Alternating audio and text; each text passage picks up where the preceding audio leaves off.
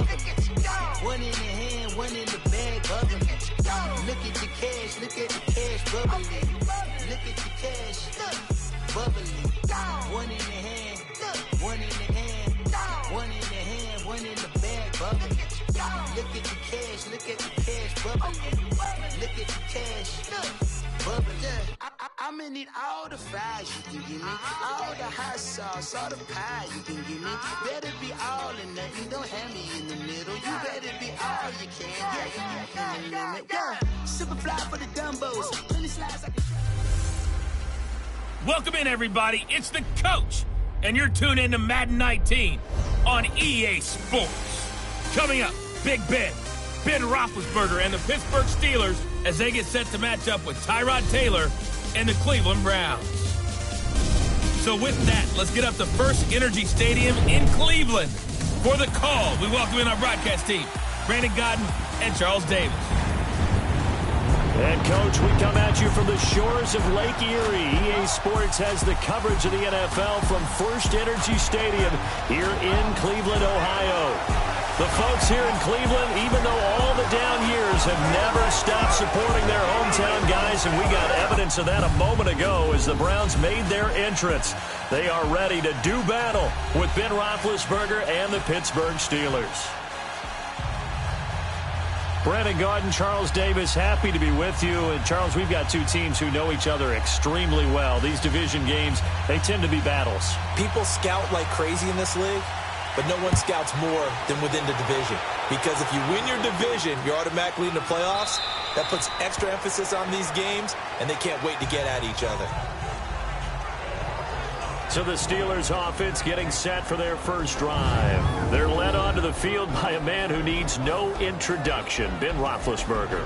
And when you just sit and look at the raw numbers, you actually kick back and nod in appreciation about the career Ben Roethlisberger has had. Won over 50,000 passing yards last year, 8th all-time.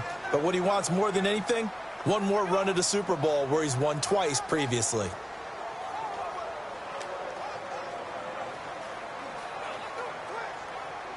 Let's go now.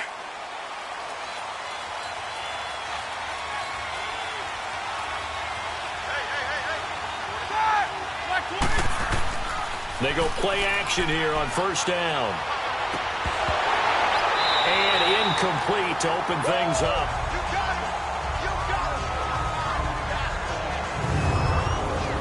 And a peek now at the offense for Pittsburgh. The offensive line, monster strength.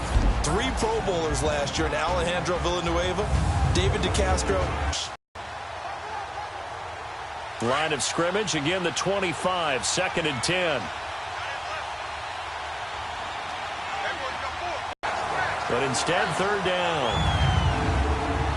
And here's the starting crew defensively for Cleveland. That linebacker is Joe Schobert, a 4th-round pick from Wisconsin in 2016, who ended up tied for 2nd in the NFL in tackles last season and became an unlikely Pro Bowler for the first time.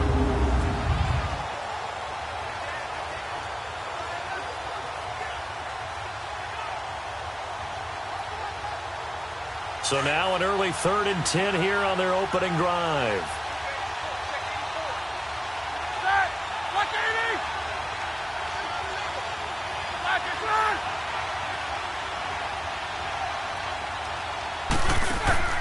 Now Roethlisberger. And incomplete on the deep ball. Well, that certainly looked like something that they discussed all week in practice getting ready for this one. Take the big shot right out of the gate. At worst, you'll open up the defense a little bit, loosen them up, have them back on their heels. On 4th down, here comes the Steeler punter Jordan Berry to kick it away.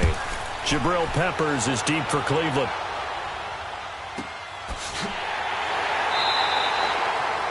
A 40-yard punt, 1 yard on the return, and the Browns will take over 1st and 10. So here come the Browns for their first drive on offense. They're brought out by their new quarterback in 2018, a product of Hampton, Virginia, and a former Bill, Tyrod Taylor. And many see him as the bridge quarterback until 1st-round pick Baker Mayfield is ready. He may understand that thinking, but I'll guarantee it's not going to stop him from competing to be the #1 quarterback in Cleveland.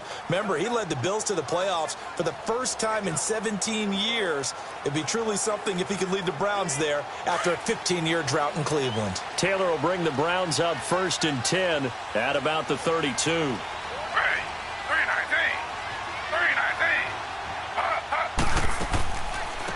They'll run for the first time with Johnson. And he'll work this one up to about the 38.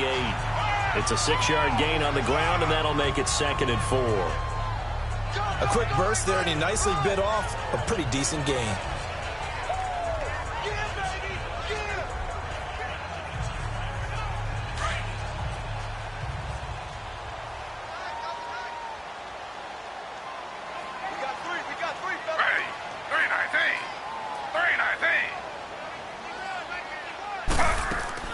A first carry for a former 49er and also a former Buckeye. It's Carlos Hyde. And he'll take this up over the 40 to about the 41.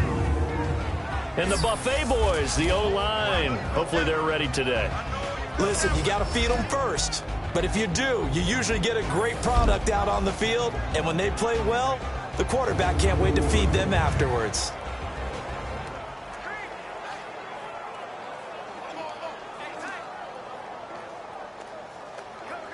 And on 3rd down, a nickel formation here defensively. Ready.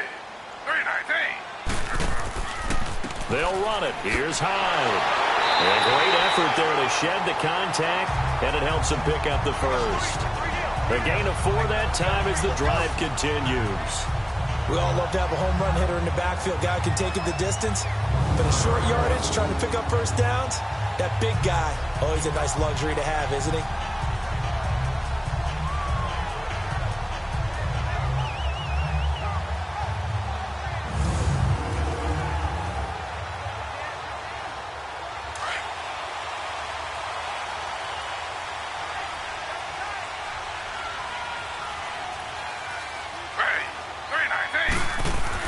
First down, a run with Hyde. And a minimal gain here as he's up to about the 47-yard line.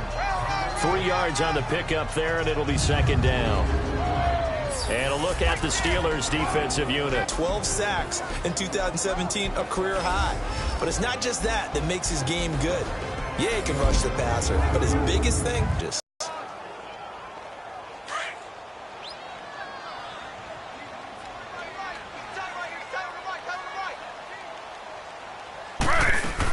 on 2nd down, Johnson. And he'll fight his way forward to about the 48-yard line. Stephon Tuitt, the one that got him down. I think that's the type of run we'll continue to see throughout this game. The snow coming down, I don't expect a lot of big plays to be broken.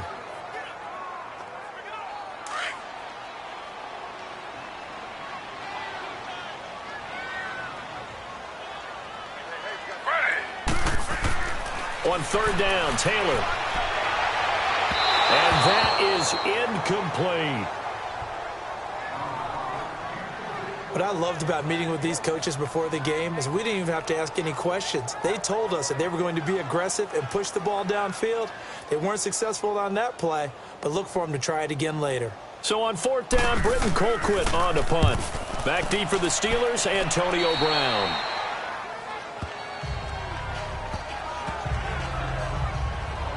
Pittsburgh's offense now heading back out onto the field. And on the last go-around, they really couldn't get anything going.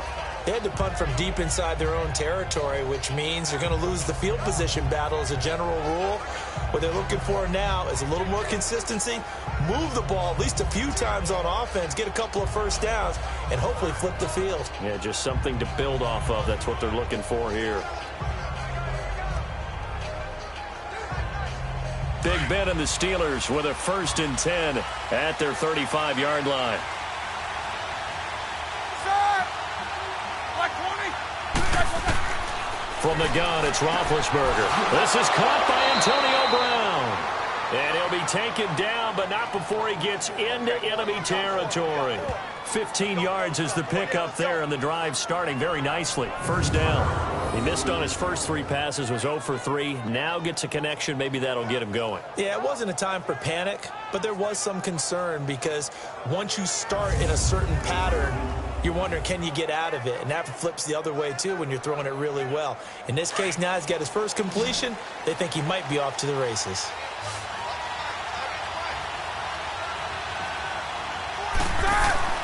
Now a play fake here on first down. And he connects with Vance McDonald. And past the 35, he'll be dropped a yard or 2 shy of the 30. The passing game in rhythm right now for Pittsburgh. There's another first down. Up on this drive, but they peeled off some pretty good chunks of yardage, too. Absolutely. Great start. 2 nice plays in the pass game. Now can they continue to feed off that?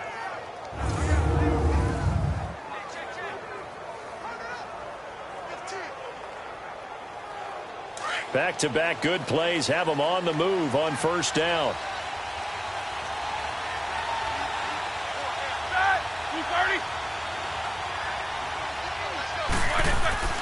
A fake to Bell. Now it's Roethlisberger. Oh, he's got a man wide open, complete. And they'll work it inside the 15-yard line before it's all said and done. Another big gainer that time. This one goes for 19 yards. When this offense can get their tight ends involved, they can move the football. Here, a nice route, able to look it in, and picks up the first down.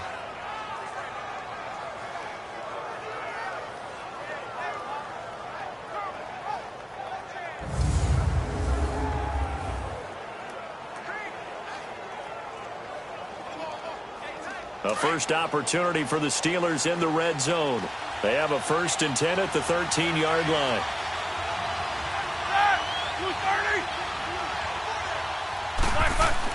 Inside the red zone here. They'll look to throw. That's going to be caught at the 10-yard line. And now they're inside the 10 as he's brought down at the 9. That throw good for 4. It's second down. And that's one of his advantages of a passer, is it not? With his height, setting back there in the pocket, firing it over the middle, he can really see everything clearly. It is, and I know that other quarterbacks get it done different ways, all right? You don't have to be his height to make a great play.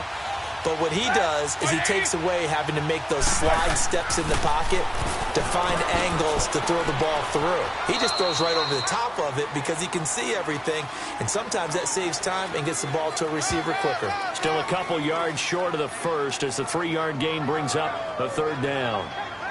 Partner, we know today's NFL is really built around the guy throwing the football.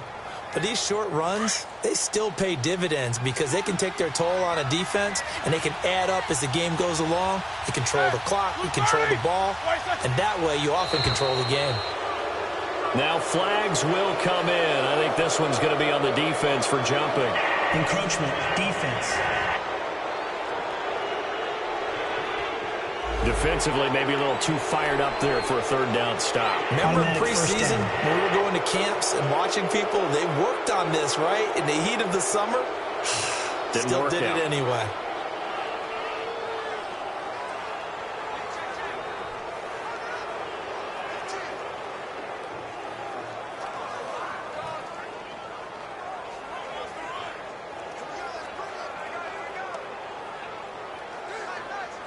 So it's still 1st and goal, but now they get to try from a bit closer.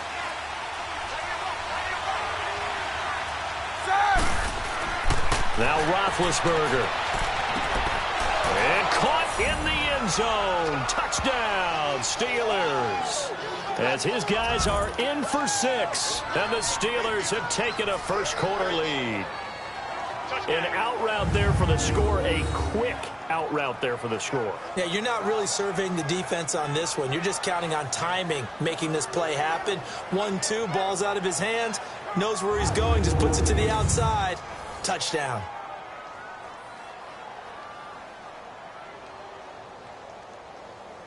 Chris Boswell now for the extra point.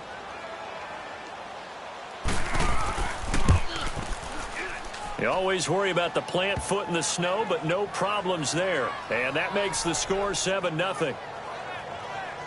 That time a 6-play drive. And it ends with the Steelers finding the end zone.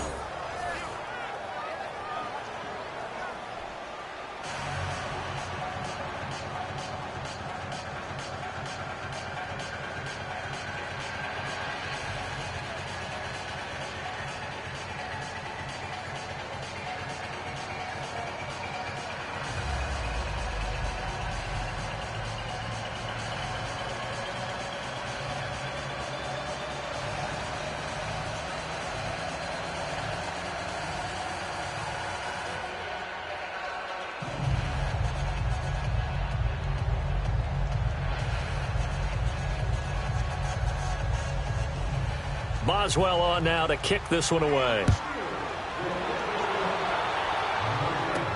Matt Day's on the return. And a nice job there as he gets this one up just shy of the 35-yard line at the 34.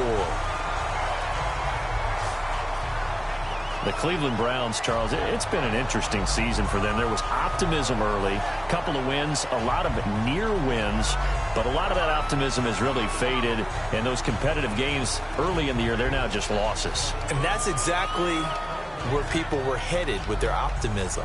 Hey, this is going to pay dividends later. Go back to the season opener against Pittsburgh. 21-21 tie.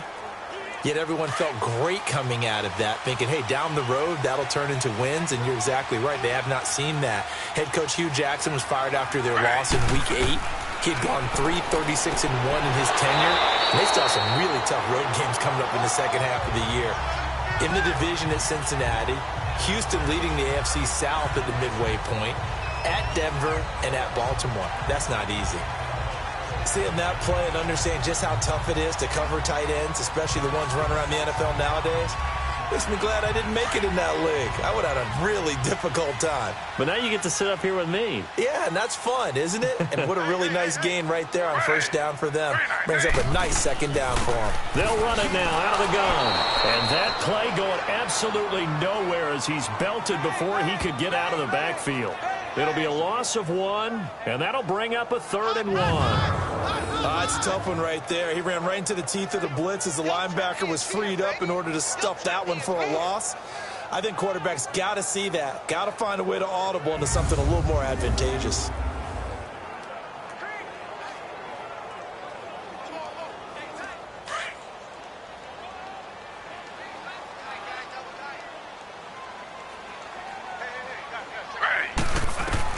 On 3rd and 1, it's Taylor. And this is going to be incomplete.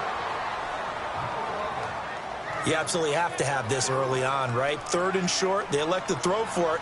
And that's normal NFL football. They're going to throw on 3rd and short, but you've got to hit it, don't you? Yeah, in the first quarter, like you said, to set the tone, can't connect there. Here's Britton Colquitt now as he'll punt it away for the second time. He steps into this one, and this is a rocket.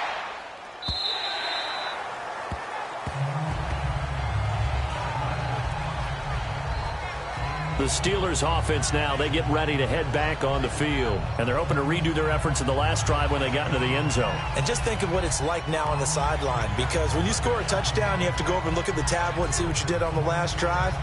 When you scored points, it's a whole lot better view than when you're trying to figure out how to fix things there.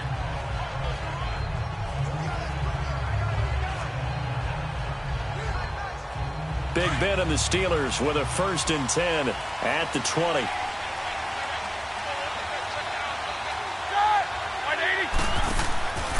They'll start the drive with a carry by Bell. They find some open field here. 31 yards there and a 1st down.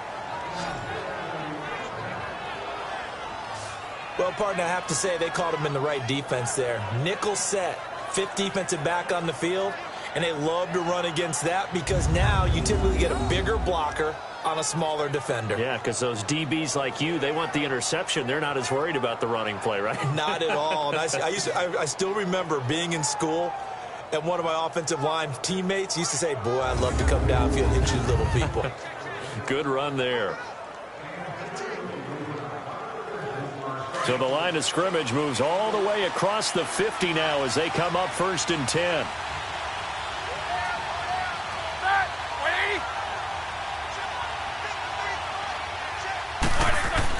They'll throw on 1st down with Roethlisberger. Throws a quick hitter on the slant. That's complete. And he'll be brought down, it looks like, right at the 40. Give him 9 there on the 1st down completion. Nothing fancy on 1st down, but a very consistent type of a play. Hit that slant. A lot of people call it an extension of the running game, and it can be if that pass is completed, because you hit a guy on the run like that, you often can go for big yardage. Sets him up nicely for 2nd down, staying ahead of schedule.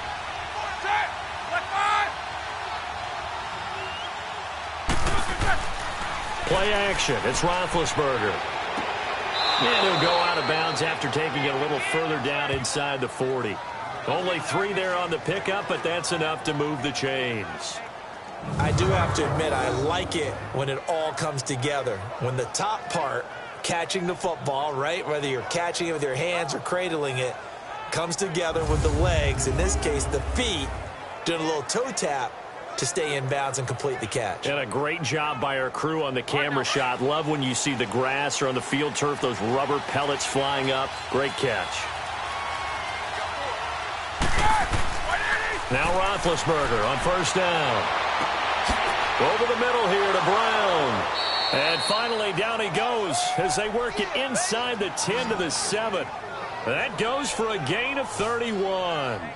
The goal for any offense versus a zone defense, find the holes where guys are available and put the ball on the receiver before any defender can step up and fill it. They did it well there. Perfectly executed crossing route.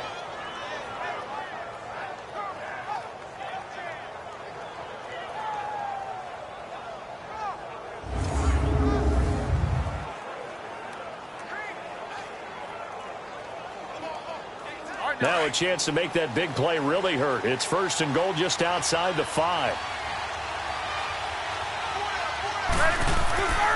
Now Bell.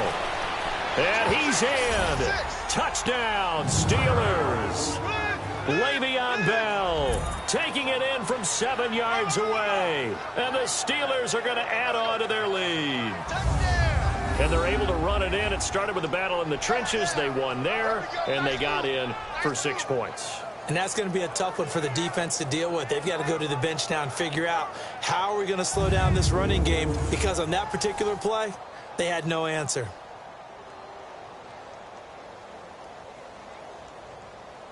Extra point now by Boswell. Boswell good with the extra point, and it's now 14-0. 5 plays there on that drive, and it ends with a Le'Veon Bell touchdown run.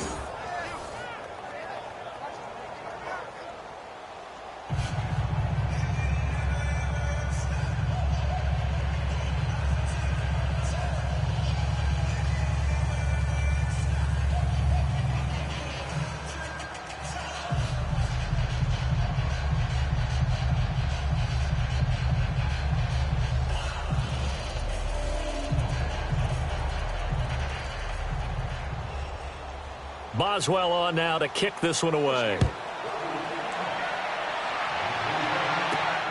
This is taken just shy of the 10 here. And they're going to start this drive in pretty good shape as they get it up past the 30. Here comes the Browns offense back onto the field. Already down 2 touchdowns here in the first half. This becomes a pretty important drive, doesn't it? It certainly does, and a lot of the teams script plays. We know that, right? They have a script to start the ball game, and typically those scripts go between 12 and 24, 25 plays.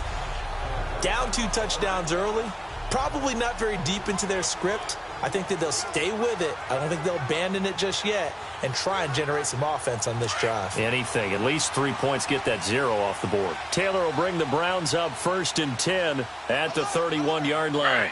3-19.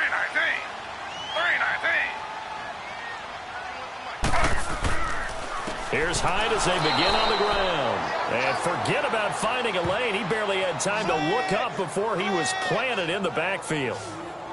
A quick observation, Brandon, because early on in this game, I'm seeing linebackers playing with their noses close to the line of scrimmage. And my guess is the wheels are turning on that other sideline. As a play caller, you're filing that away right now, aren't you? Yeah, you're trying to find that opportunity later on when you can play action them or stick something to them between the 2nd and the 3rd level. First play of the drive goes the wrong way. Here's 2nd and 12.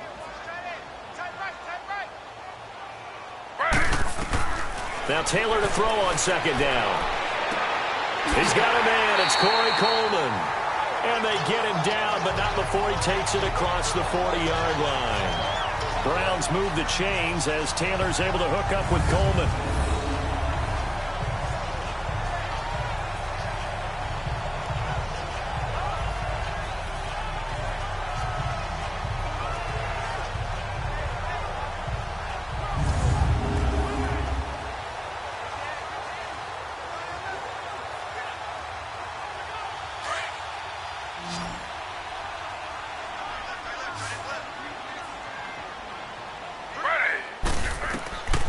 Throwing now, Taylor on first down. Eluding the pressure right. Whoosh. And he'll go down, but not before getting this inside the 30. Big yardage there on the scramble. It gets him a first down. I think the last two plays really illustrate how difficult it is to game plan against this guy because you know he can throw the football, but how about his use of legs as well? What we call those broken plays, you can't account for them. Yeah, those plays, those two that you just mentioned, a microcosm really of how he can hurt you.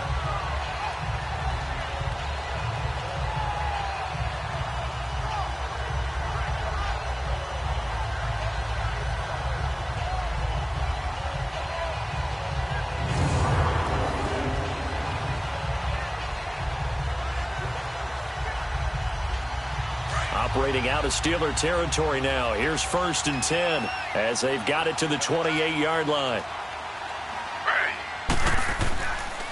On the counter, this is Hyde. And he'll get about 4 as he's brought down at the 24. One thing to keep in mind, partner, especially in the second half, when you've got a running back of this size, of these dimensions, I can just tell you, attrition does set in for a defense because you're excited about hitting him in the first half. Maybe not so much in the second half, and some of these shorter gains turn into bigger runs later.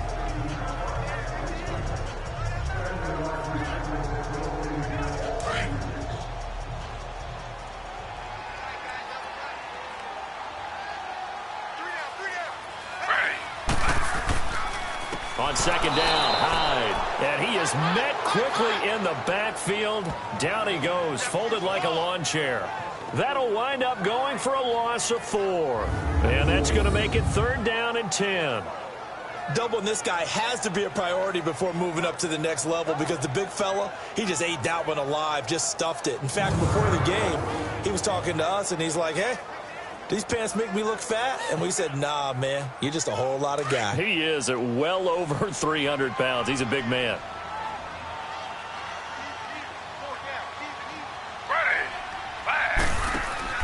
Play action. Now Taylor. Letting one go deep for the end zone. The Steeler defense locked in, forcing an upcoming 4th down. Not only was the call spot on, how about the execution of that defense right there? The zone was absolutely locked up tight. He was trying to force it in there on 3rd down. But if there's a time to force it, he felt like he needed to make a play, right? Yeah, exactly right. 3rd down, you got to try and find something. There's nothing available there for him.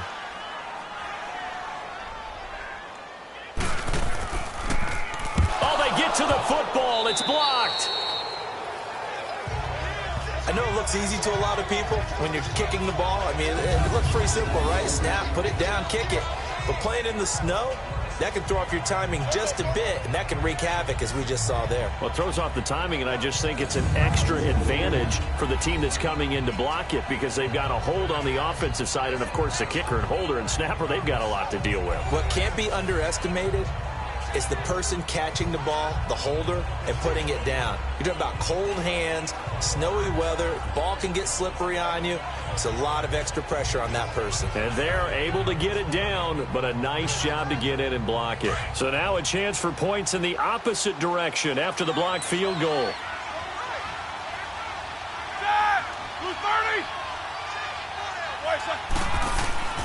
To throw here, Roethlisberger. This one complete, right side to McDonald. They may want to go back to that one. First play of the drive, good for 15 and a 1st down. I like how they work the tight end on a nice little under route there. And if you're going to give him that much space, he's not going to catch the football. He's going to run away from you a little bit, and that's exactly what he just did there, picking up extra yardage.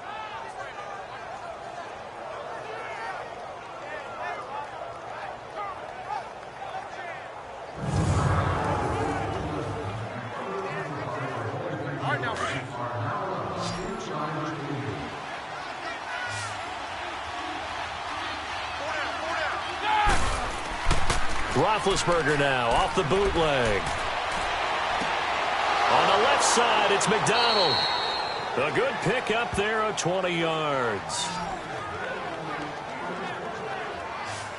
One of the advantages of zone defense, as I remember it, is being able to see the play develop in front of you. One of the disadvantages, when they find those levels where they can hit you with it. Sometimes behind the corner and in front of the safety, it makes it tough to defend.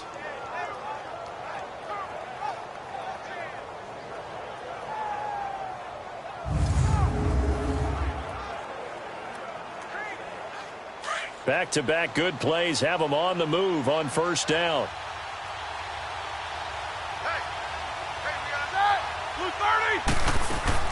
Now a first down carry by Bell. And he's going to fight his way forward here for a modest gain.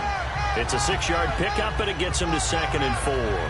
And that was a good run. This was only one of 9 guys to go over 1,000 yards in 2017. And I think you can't let him run wild here. What do you think, 100 yards, the measuring stick? Always. That is the threshold. You want to keep him under that if you want to play good defense. Now Roethlisberger to throw on 2nd down. Firing quickly here, and that's complete. And he'll be brought down inside the 20 at the 19. Only 3 yards on the catch. It's 3rd down. One thing you're hoping for when you run drag routes, you're able to hit a receiver in stride, and he can pick up a lot of yardage after the catch. But in this situation, the defense was effective, able to stop him before he could get a good head of steam going.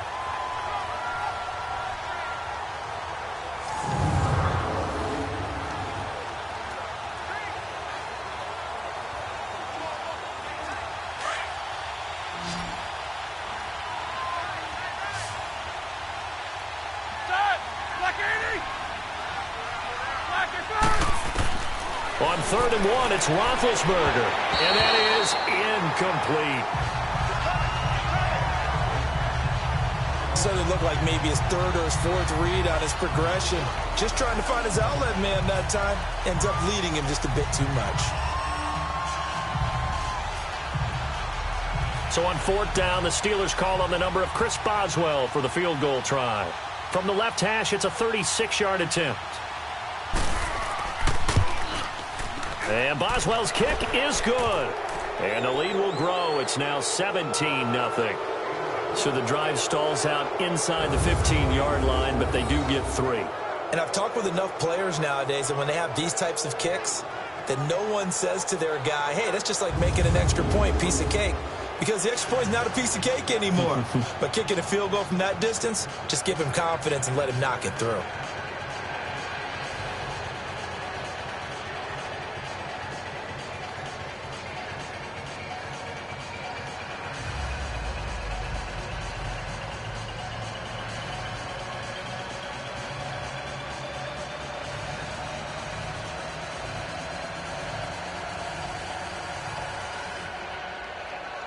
After the successful field goal try, here's Boswell to send it away. On the return, Jabril Peppers. And it's a pretty good return here as he'll get it up to the 29-yard line. Heading out as the Cleveland offense now as they get set to take over here.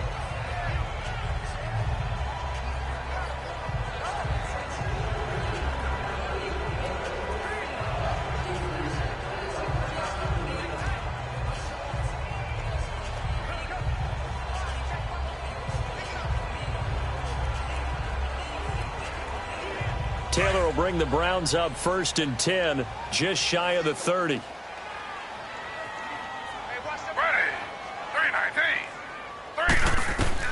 They'll throw on 1st down with Taylor. Pass incomplete. It's always a battle. Who's going to win on 1st down, the offense or the defense? Let's face it, if you've got the ball, 4 yards or more on 1st down is what you're aiming for. They tried to throw for it there. Nice effort to knock Dalvin away and bring up 2nd down.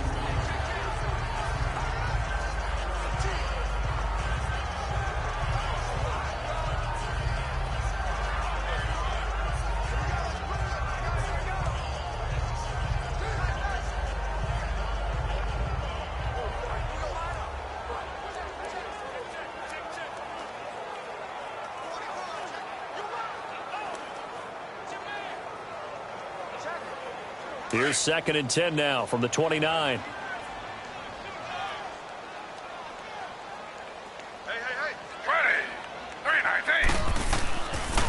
They'll give to Hyde. And that one blown up quickly. as he's going to be stopped before he could even get started. That'll go as a loss of 5. And they're going to face an uphill battle here on 3rd and long. And our statistician, Ben Ramsauer, just held up 3 fingers to remind me he now has 3 tackles for a loss rolling in the first quarter. Well, Ben's got it detailed perfectly. He always gives us the right stats. I'd love to be on the offense's headset right now because what you're hearing is, can someone please block him? Come up with a scheme. Come up with something. Make sure you block him because he's disrupting everything. 3rd and long, it's Taylor. Being chased out left. He's going to run, but he's got a long way to go. And he will avoid the contact as he slides to a stop. Taylor able to use those legs of his to pick up a first. When they watch film of this game and hand out the grade sheets, he's going to really like getting a double plus on this play. Why? He scrambles and picks up a first down. But what else does he do? Protects himself by sliding and avoiding the big hit. Double plus, big-time play.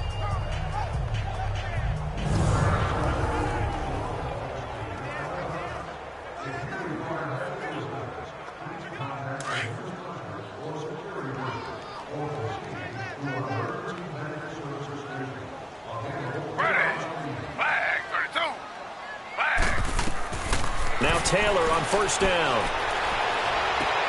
Sideline throw, it's complete. And a nice job there of keeping the toes in bounds. A good pickup there, 8 yards on the first down completion. Let's make this one simple. What a catch, especially the finishing part of getting his feet in bounds, toe tapping, and of course, foot dragging. Little tapestry, if you will. Oh, I like it. Facing a 2nd and 2 after that last catch, good for 8 yards. Off the play fake, here's Taylor. And he's going to go down. They sack him back at the 42. Bud Dupree in there to drop him, and it'll be a loss of about 8. 3 scores down, not even a halftime yet. They are not getting much generated offensively. They've got to figure it out. It's tough because this defense just seems to be playing with so much confidence right now. They really are. They are on their toes, and they're getting at them.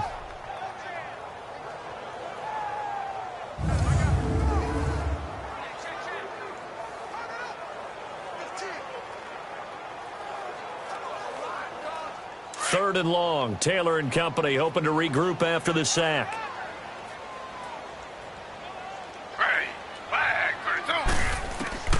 From the gun, it's Taylor. Dumping it off for Johnson. And he'll be brought down right at the 45-yard line.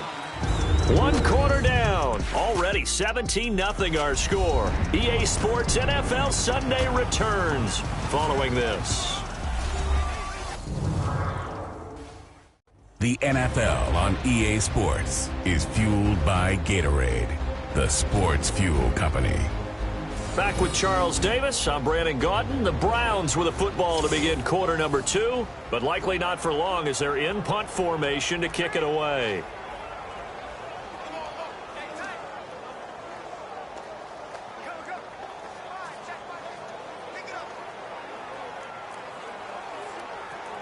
Here's Britton Colquitt now as he's on to punt for Cleveland.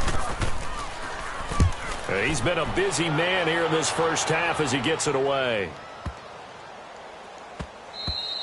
And that'll hit at the 5 and go into the end zone for a touchback. And Le'Veon Bell making his way back out onto the field now. He's over 40 yards here in the second quarter. Been nice and effective for them, hasn't he? He has definitely been dependable and really shouldn't underestimate what he's getting done here because anytime you're on a pace that's going to approach 100 yards, you've really done some damage in an NFL game. And now he's looking just to add to his totals.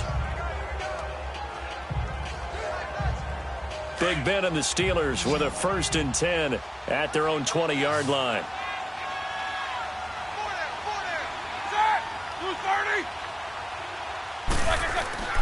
Off the play fake. Here's Roethlisberger. Looking deep downfield. Trying for Brown, and it's intercepted. Picked off by the former first-round pick, Demarius Randall. Partner, when you're playing cover two, this is like a tag team for the safeties. Each of them gets a half-field responsibility. Their job is to stay as deep as the deepest receiver in any zone, read the football, and go make a play. In this case, the free safety made the best play, an interception. The Browns offense trotting back onto the field. And down on the scoreboard, certainly needing to avoid what happened on the last drive, punting the football. Sense of urgency has to take over for them here. They know the score. They know the situation. And by the way, the punter no longer exists for their offense. That's how they have to treat this drive. They need points. Big time. Ball up to the 35 now as they come up on 1st and 10.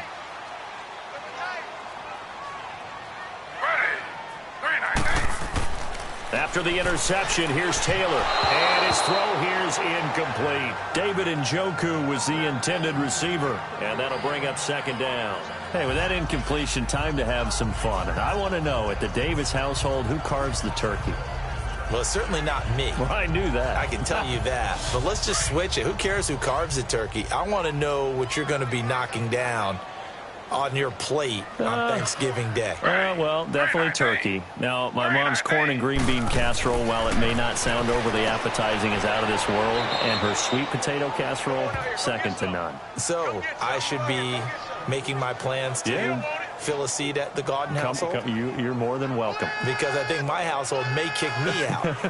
What's your favorite? What's on your plate? I'm telling you, when you throw the yams at me, look out. Because I'm gonna go to town. That's like dessert to me. Well, how about dessert? I go pecan and apple pie with vanilla ice cream. Oh, there's nothing wrong with that. I like the pecan pie, but I do love a chocolate pie. I can't help myself. It's one of my favorites. Now Taylor, and this is going to be incomplete. Sometimes it's just not your day. There's another failure right there on 3rd down.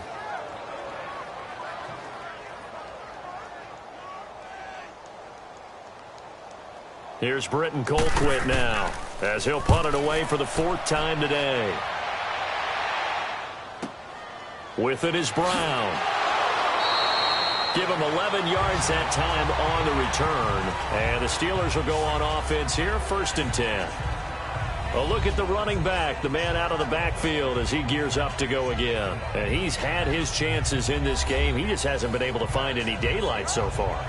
Patience, patience, patience. And that's the hard part for a runner because they expect every run to be a big one for something to pop. So they have to sometimes go through the struggles before it happens for them later in the game. But you got to give credit to the rest of the team. They've worked around the fact that he hasn't had his normal big game. Yeah, despite his struggles, still winning here in the 2nd quarter. Big Ben and the Steelers with a 1st and 10 at their 25-yard line. They'll start out on the ground with Bell. And he'll go down right at the 30-yard line. He'll get a nice chunk there on the 1st down run, and it's 2nd and 4.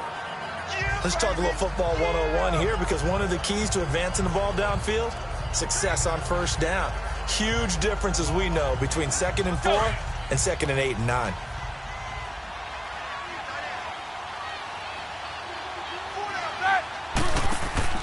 On 2nd down, it's Bell. And he is met in his tracks behind the line of scrimmage. It'll go as a loss of a yard, and it'll set up 3rd down. I know the scouting report on him is that he doesn't possess the eye discipline to be an elite linebacker, and what that means is read, react, and make a play. But on that one, he looked like one of those guys.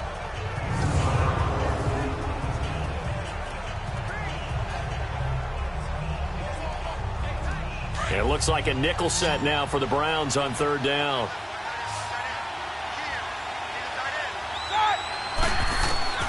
From the shotgun, it's Roethlisberger.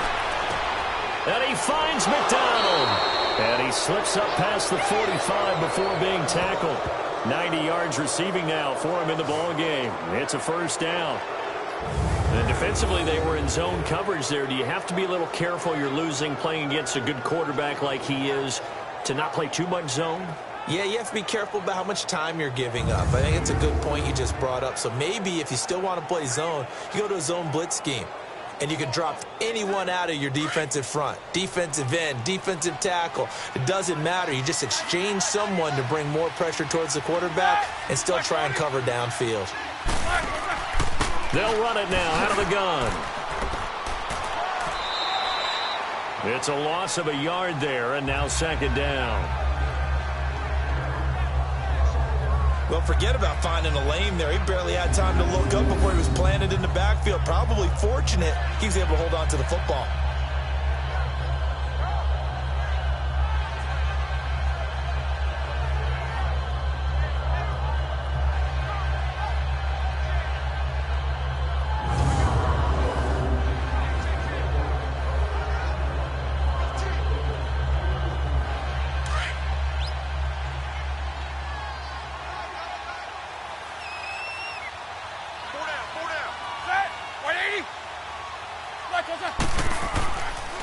On the counter, here's Bell. And he's going to take this across the 50 into Browns territory. A nice job there as he rumbles for 9, and it'll be back to a 3rd and 3.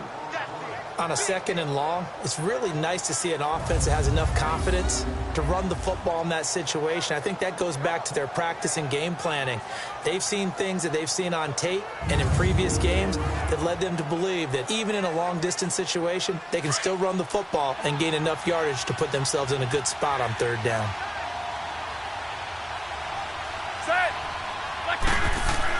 Roethlisberger now to throw on 3rd down. And that is incomplete.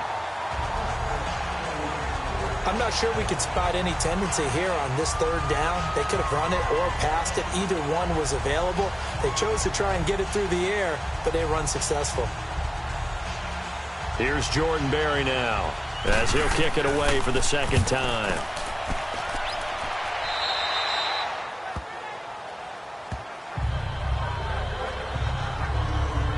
Jarvis Landry and company heading back onto the field now. They've got to be thinking, how can we get him a little bit more involved here? 2nd quarter, you're down, and really, he's been out of the mix. I would agree with that, and oftentimes you hear, well, we're just taking what the defense is giving us, but sometimes that's just not good enough. Sometimes you have to take what you want, and that means getting him the football. Yeah, so far just a single catch in this game.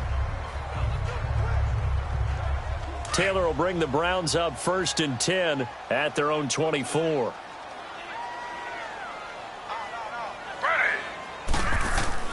On 1st down, it's Taylor. And the Steeler pressure too much here. He's going down. Brandon, if I'm an offensive coordinator and I see an all-out rush like that, I file it away because I'm going to use their aggressiveness against them as this game goes on. I'm going to hit them with a screen soon.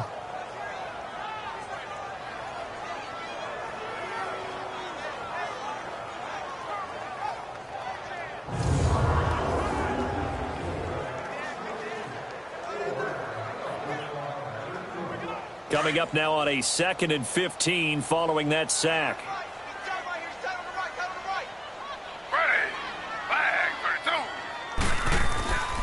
Handoff comes to Hyde. And he'll push forward for about 4 up to the 23. Typically, we think it's the strong safeties that are better tacklers, especially closer to the line of scrimmage amidst traffic. But in this case, how about the free safety coming up and making the big-time play? These guys have punted 4 times already, and they're staring at a 5th, barring a conversion here on 3rd down. On 3rd down, Taylor. Escaping the pressure right. He may try and run for this. And they're able to get this one across the 35. A good pickup there for the Browns, 15 yards. Under the category of obvious, you hate giving up a 1st down on 3rd and long. And somehow, he finds his way downfield and picks it up. Yeah, if you look at the coverage defensively, oh, this is great, but no one accounted for him at the quarterback spot. At some point, you actually have to tackle him and get him on the ground short of the 1st down marker. So here's a 1st and 10 at the 38.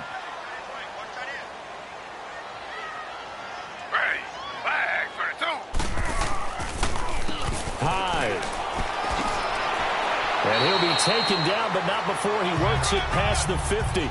12 more yards there and another first down. Yeah, they really needed to get something going, didn't they? They had punted on the last 2 possessions. The running game starting to come to the front for them, providing a nice pickup there to keep this drive going.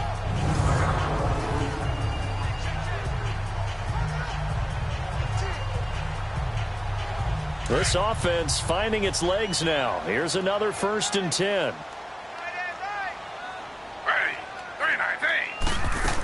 A first down carry here for Johnson. And he's going to get this one down to the 45.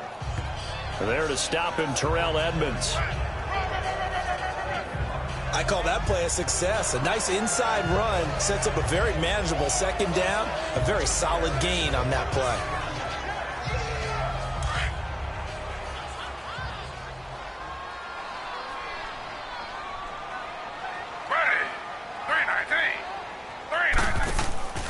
A 10th carry for Hyde. And he'll get it down on the play to the 37. 8 yards on the pickup there, and it moves the sticks. Yeah, once more, strong running, excellent blocking at the point of attack. They've got a nice little drive brewing right here.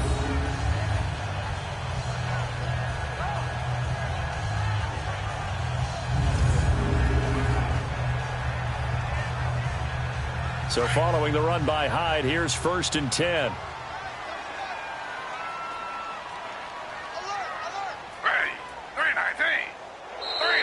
And now we've got flags down. Looked like one of the Browns might have moved. False start, offense. That's on the guard, Kevin Zeitler, 1st-round pick back in 2012.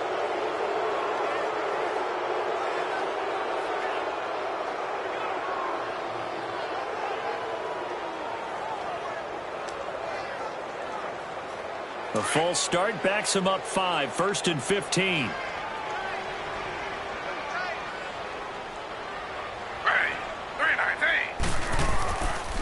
Following the penalty, it's Hyde.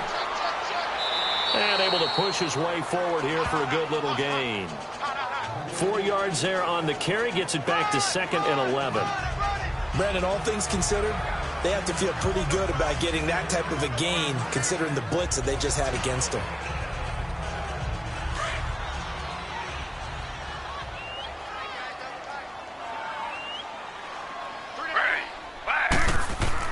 Now they'll throw with Taylor. Out to the flat for Hyde. And he's going to get it down to the 33-yard line here. 5 yards on the pickup, and all of a sudden here it's 3rd down. He's already proven to be a factor in the running game on this drive. Now he gets involved in the passing game. I think what we're seeing here is the modern version of workhorse in the NFL, being able to run it and catch it with equal proficiency.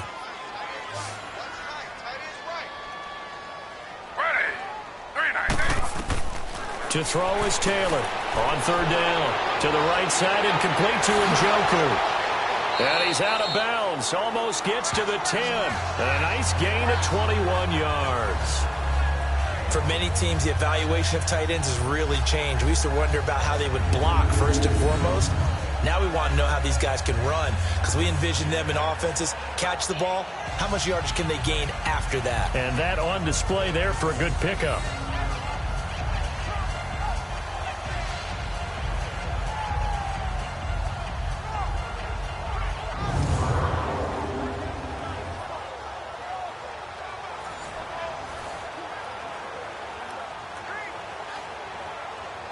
A first red zone opportunity for the Browns thus far. It's 1st and 10 from the 12.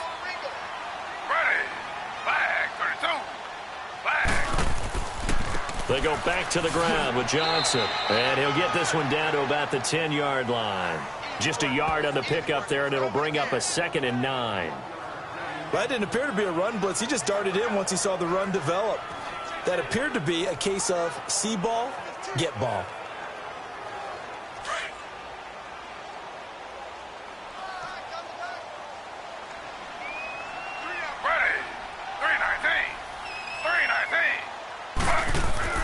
On 2nd down, Taylor throwing over the middle, but it's incomplete. The intended target was Corey Coleman, and that takes us from 2nd to 3rd down.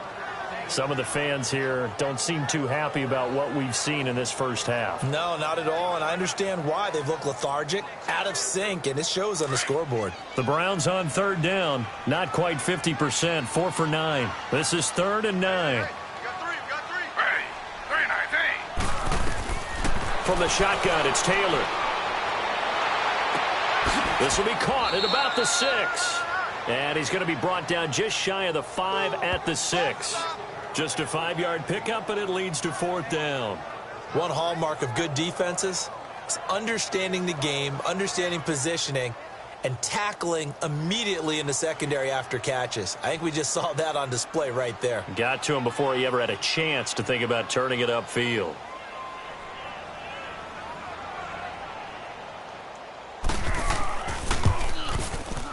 And the kick by Gonzalez is good. And they're on the board at least here. It's now 17-3. So this time the protection holds up for him just fine, and he's able to bang it through. I think their special teams coach got the point across. He gave him a pretty good earful after the block earlier. And this time, there's no penetration, so they're able to pick up 3.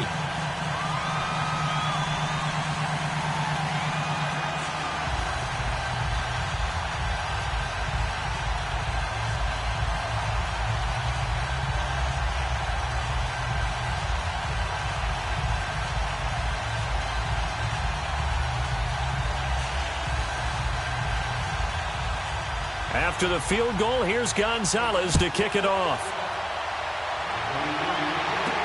On the return, it's Juju Smith-Schuster. And a good effort on the return there. Gets him across the 30 to the 33-yard line.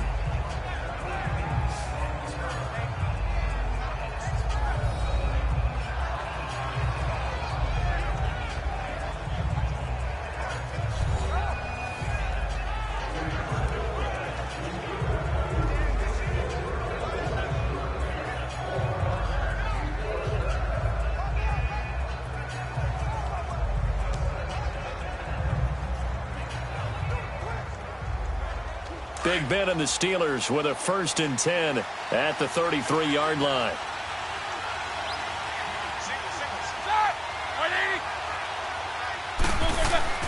A fake to Bell. Now it's Roethlisberger. Wide open receiver complete. A gain of 32 that time. Well, partner, I'm not sure how this drive's going to end, but how about the way they flip field position there? A nice attacking play. They picked up a heck of a chunk of yardage.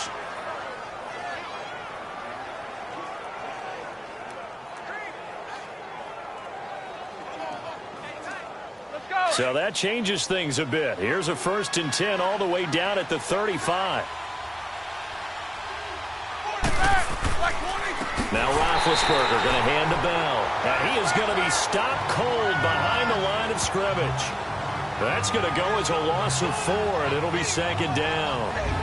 I know when I was a kid, I always got real excited when I saw those lateral-type runs. But the best backs that made it happen, they put a foot in the ground and just go. That didn't happen there. That play got swallowed up.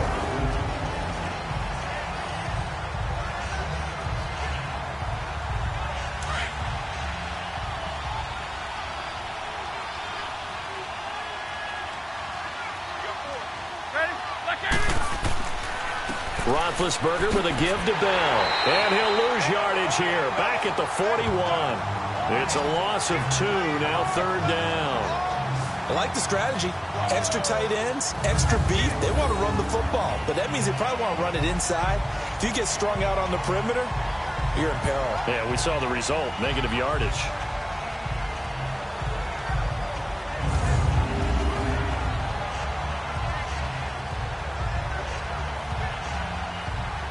Third and 15 here after the 1st and 2nd down plays went in the wrong direction.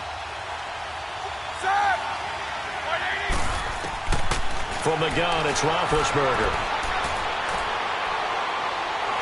And he's going to be hit and taken down. Back right around the 48-yard line. Emmanuel Ogbah in there to drop him for a loss of 10. And it'll be 4th and long.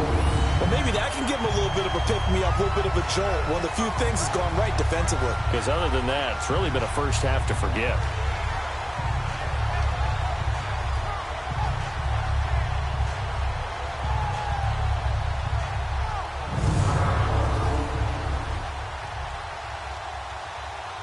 Here's Jordan Berry now as he's on to punt for Pittsburgh.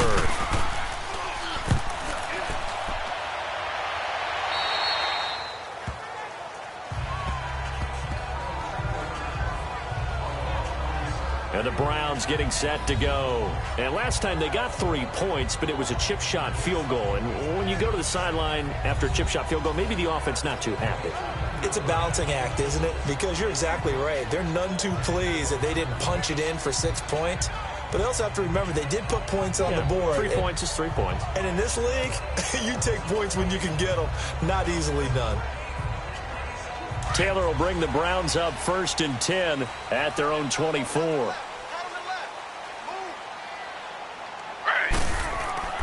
They start the drive with high. And not much there. Maybe a yard up to the 24.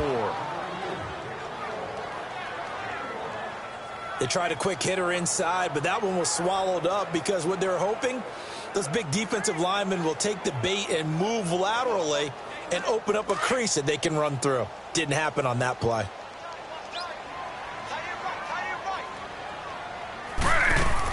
They stay on the ground. This time it's Johnson. And he'll get this one up to the 26. Only a gain of a couple there. That leaves them needing about 7 here on 3rd down. Sometimes your philosophies get challenged at times you don't want them to. They did try to stick to the running game on the first 2 plays. Didn't amount to much. And now facing a 3rd and long at the outset of this drive. These guys have punted 4 times already, and they're staring at a 5th, barring a conversion here on 3rd down. To throw on 3rd down, Taylor. Flushed out right. He can run for it, and he will. He'll wind up getting 4 yards there on his own, but it also brings up 4th down.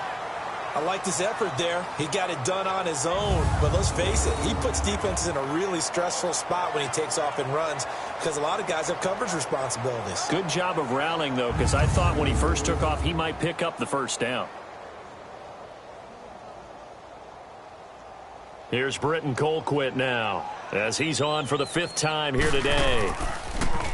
And he deserves a bronze leg as he gets this one away. Now Brown. We'll call that a punt of 38 yards officially.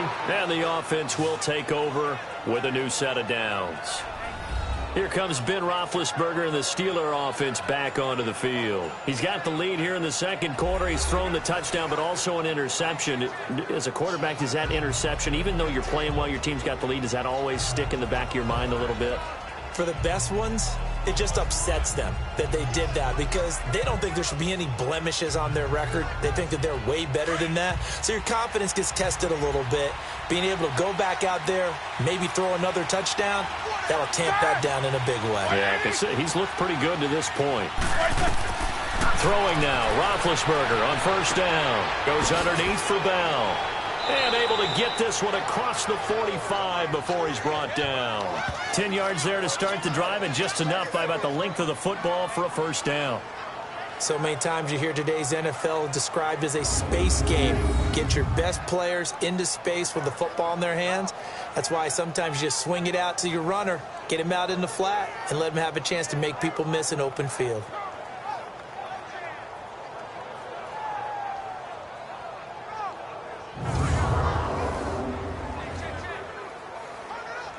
Roethlisberger now closing in on a 200-yard first half through the air. It's 1st and 10.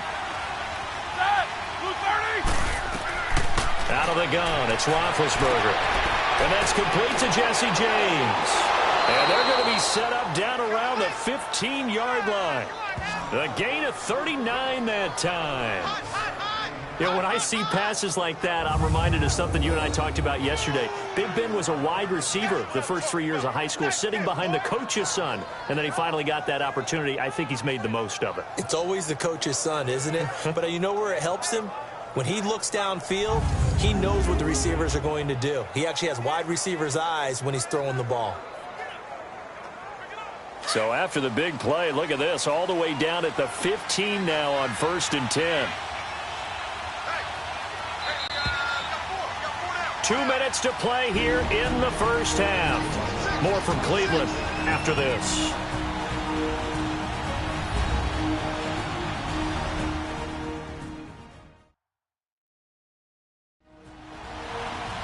reminder, coming up at halftime, while the two of us head for warmer areas of the press box, we'll be sending you to Orlando, where Jonathan Coachman will have highlights and analysis of this first half.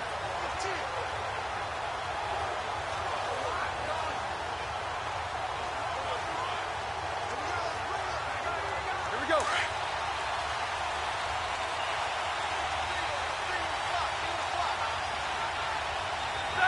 Blue 30. On 1st and 10, it's Roethlisberger. Oh, it's incomplete. That would have been big in the end zone if he could have held on. Instead, it's 2nd down. And that's one he's got to be happy to have back. There wasn't a hole open in the zone. You'd have to think on early downs like that, 1st down there, need to be a little bit more careful. Yeah, fortunately for him, got a couple more downs to play with. So after the incompletion on 1st, now 2nd and 10.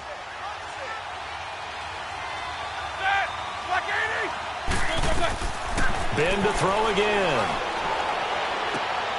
That's complete right around the 8. And here he'll get it down to the 7. 8 yards on the completion, but now they face 3rd down. That's tough to play zone defense when they can just curl up right there in front of you. Yeah, absolutely. Well, we talk about finding the soft spot. Defensively, how do you make sure they don't find the soft spot like they did there? Tough to do, because what they normally will do is run routes that'll pull you out of that spot that they want to get into. That's what we call not taking the cheese, right? Don't go for the mousetrap. But it's hard to do because when you see a guy cutting that in that direction. And he's going to be dropped back at the 15-yard line. Now a timeout called defensively by the Browns, as they'll head to the sideline and talk over what to do next.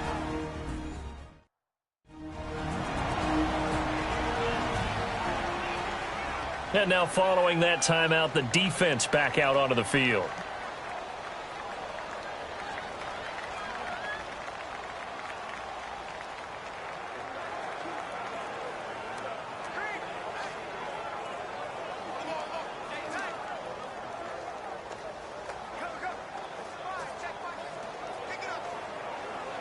So out comes the field goal team now for the 2nd time here today.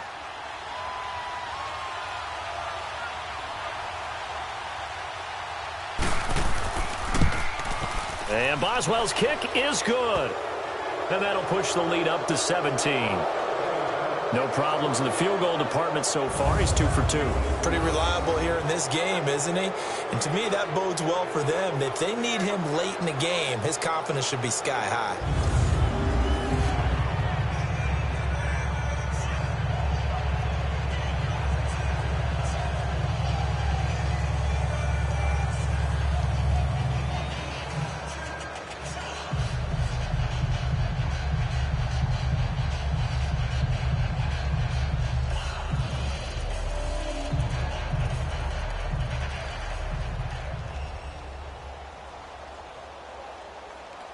After the successful field goal try, here's Boswell to send it away.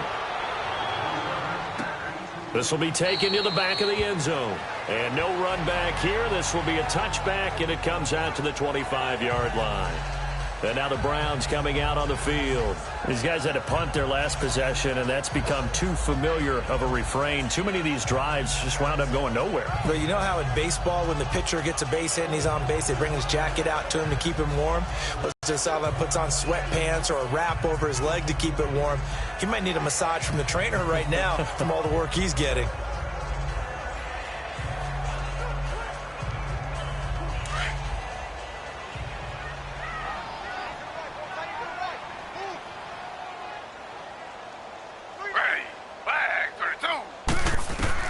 Throwing now, Taylor on 1st down.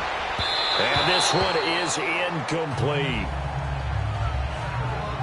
Changing topics here for just a second to look ahead to our Thanksgiving slate. You know, you got Chicago and Detroit early, but then, of course, Dallas late. And it's a rivalry game. They host Washington. Yeah, and how great is that we're going to get that one on Thanksgiving, because they've given us some memorable ones throughout the years. And it's always interesting to hear just how intense this rivalry is, even in today's NFL. I've talked to guys who have played for both Dallas and Washington. And they always say it's such a struggle when they hear they have to go to the other team. No matter what the circumstances, that's the one team that you don't want to go play for. And they always say it's very strange to put on that other uniform. Whoever wins that game, the turkey will taste a lot better in the locker room after. These guys have punted 4 times already, and they're staring at a 5th, barring a conversion here on 3rd down. 3rd down, Carlos Hyde. And he'll fight forward to about the 27-yard line. Now the Steelers put a stop to the action with a timeout defensively. It's just their first, so they'll have 2 remaining here before we get to halftime. So a defensive timeout, chance to regather, regroup, and get set as we resume action.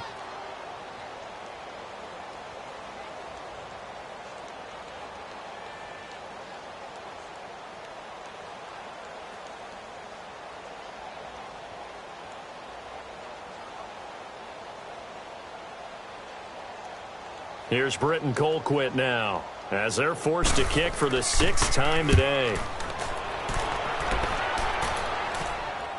Fair catch called for and taken right near the 30-yard line. It'll be a 39-yard punt, no return. And out will come the offense as they take over. Getting set to go again, Ben Roethlisberger marches onto the field. They've got the lead. He's a big reason why, looking sharp so far. And as we travel around the league, we see quarterbacks get it done in a variety of ways. But today's NFL does tell us one thing. If that guy doesn't play well, their team's not going to win. And right now, he's got his team in the lead. And now they'll look to extend that lead. So 1st and 10 now from the 30. Set! Like 80! They'll run it now out of the gun. And they take him down, losing yardage back at the 27. And before this 2nd down play, we'll get a whistle, a signal, and a timeout, as the stoppage will come with a little under a minute to go in this first half. And we're back. The offense had a chance to talk things over. We'll see what they come up with here on this next play.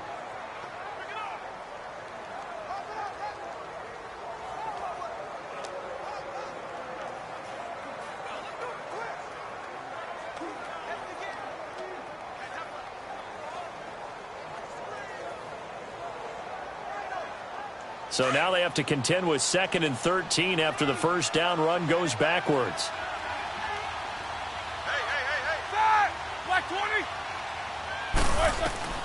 On 2nd down, Roethlisberger. Oh, he's got a man wide open, complete. And they get him down, but not before he takes it across the 40-yard line. Pittsburgh getting 16 yards there and also a 1st down.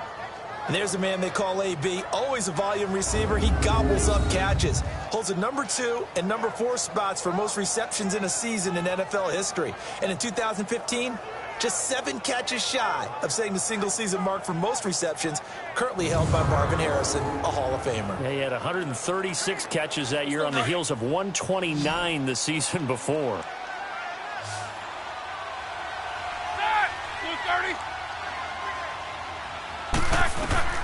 Now Roethlisberger on 1st down.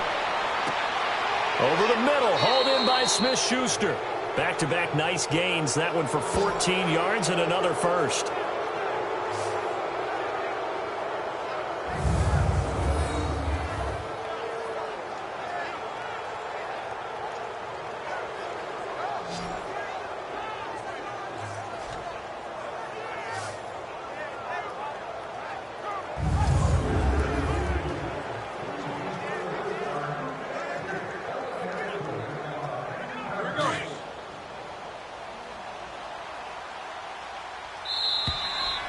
So we've reached halftime here with the visiting Steelers out in front. As we'll head down to Orlando, that's where we find our man Jonathan Coachman at our EA Sports Halftime Report. Coach.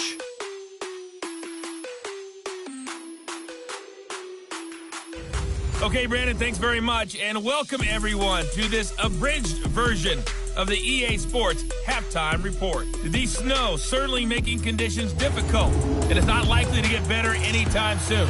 As we turn it right back over to Brandon and Charles. All right, Coach, thank you, and we welcome everyone back for quarter number 3.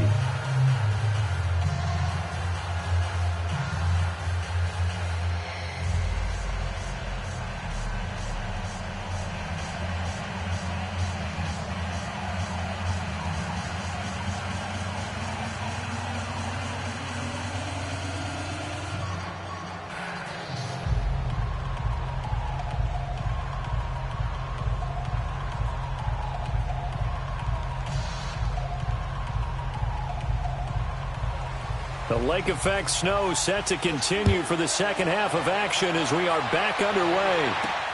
To return, it's Peppers. And a good effort on the return there. Gets him across the 30 to the 33-yard line. Here's the Browns offense now getting set to start off this third quarter. They have the ball here for the inaugural drive of the second half.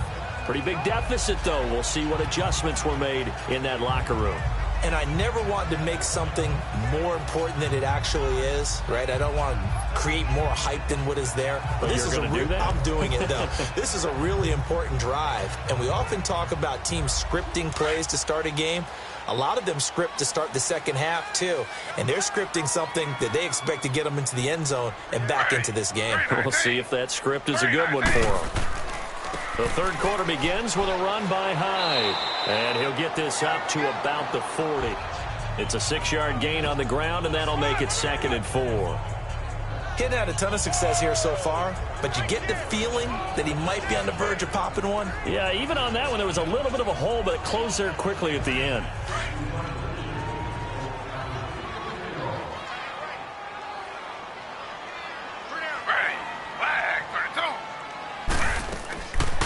They'll run it now out of the gun. And he will be brought down at about the 43 that time.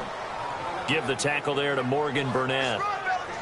Well, they certainly have been able to get him going and establish the run, so I think it's time to abandon that plan and start chucking it all over the park. And you know who's excited about that? The defensive front. They got a chance to pin their ears back and get after him now. These guys have punted 4 times already, and they're staring at a 5th, barring a conversion here on 3rd down. Here's Taylor. And this is going to be incomplete. We're into the second half now, and this is an offense that continues to struggle to sustain a drive. Looks like they're just totally out of sync, whether they're running the ball, passing the ball like we saw there. I don't know. The rhythm seems off. Here's Britton Colquitt now as he's on to punt for Cleveland. And he gets this away, and look at this. This is a good one.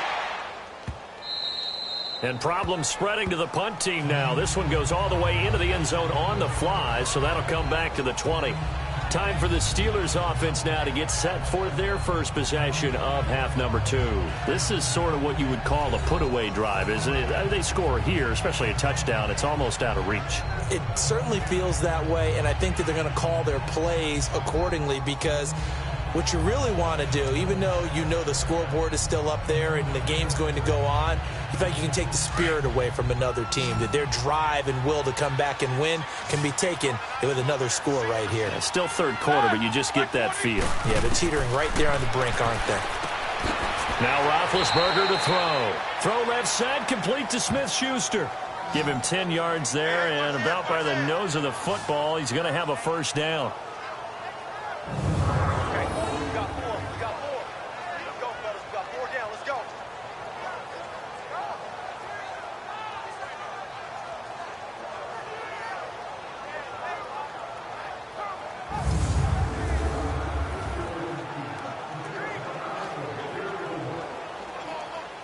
So 1st and 10 now from the 30.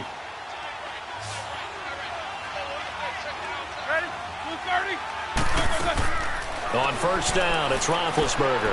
And he fires one that's intercepted. Picked up by Breanne Bonnie Calhoun. And they'll set up shop in enemy territory at the 45-yard line.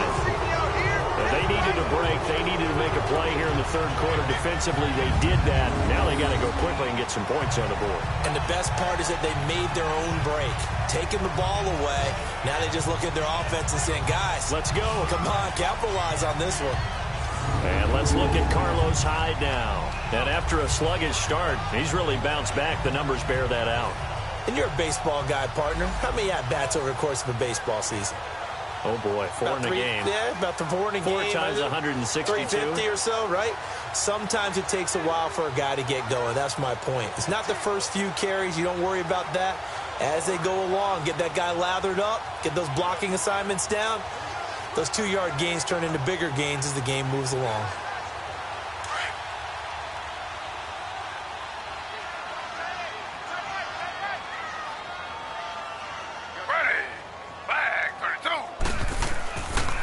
They pitch it out to Hyde. And he's going to get this one down near the 45-yard line. Credit him with a 1-yard gain there to make it 2nd and 9. Well, we saw him there trying to get it to the outside, trying to get to the perimeter, but not a whole lot of room there. But there's got to be one positive to that.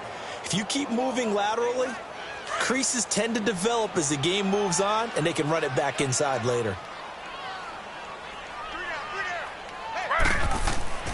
Now Taylor to throw on 2nd down. Open man, the tight end Fells. And he'll get it down on the play to the 37. 8 yards on the completion, but now they face 3rd down.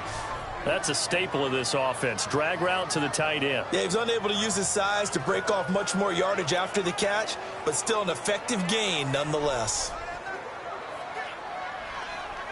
This offense in desperate need of a conversion as they come up on 3rd down.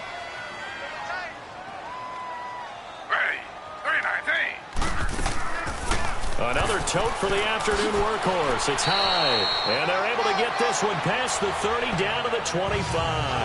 That'll move the sticks for the Browns, a gain of 12. Well, partner, what do you think? Might have been 4-down territory if they didn't pick it up, but...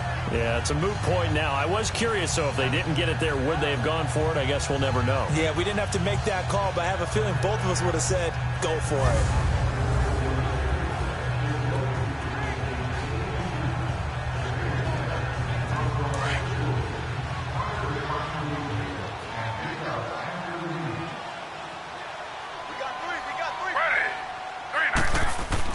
On 1st and 10, it's Taylor. That's Njoku over the middle.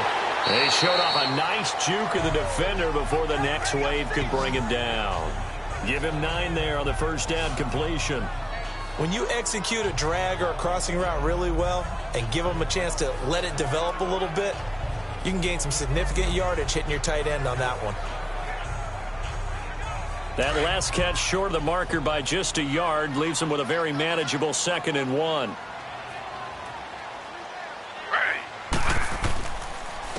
Now Hyde. And he's eaten up at the line of scrimmage. Might have gotten a yard down to the 16. Well, they had that one sniffed out. Excellent run blitz. Stopped that one for a short gain. What makes a good run blitz a good run blitz? The ability to stay on task, to follow up your assignment, go to the gap you're supposed to cover, and not be deterred by anything else. Taylor now off the bootleg. Complete here. It's Hyde. And he goes backwards here, losing yardage back to the 16. It'll be a loss of a yard, and that's going to make it 4th down. That was well defended, and while it was a completion, it resulted in a loss of yardage. It's really, really hard for a running back to think to himself, I probably should have just dropped it and saved the yardage. It goes against the entire training that he's had his whole career.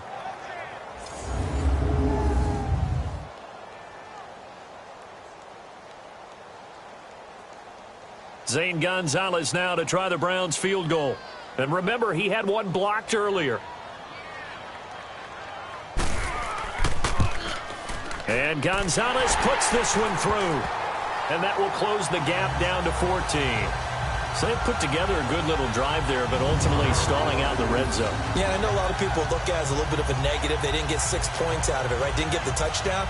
But that's actually okay. They got 3 points, able to give their defense a little bit of rest, let them settle down over there. So all in all, to me, that's a good drive.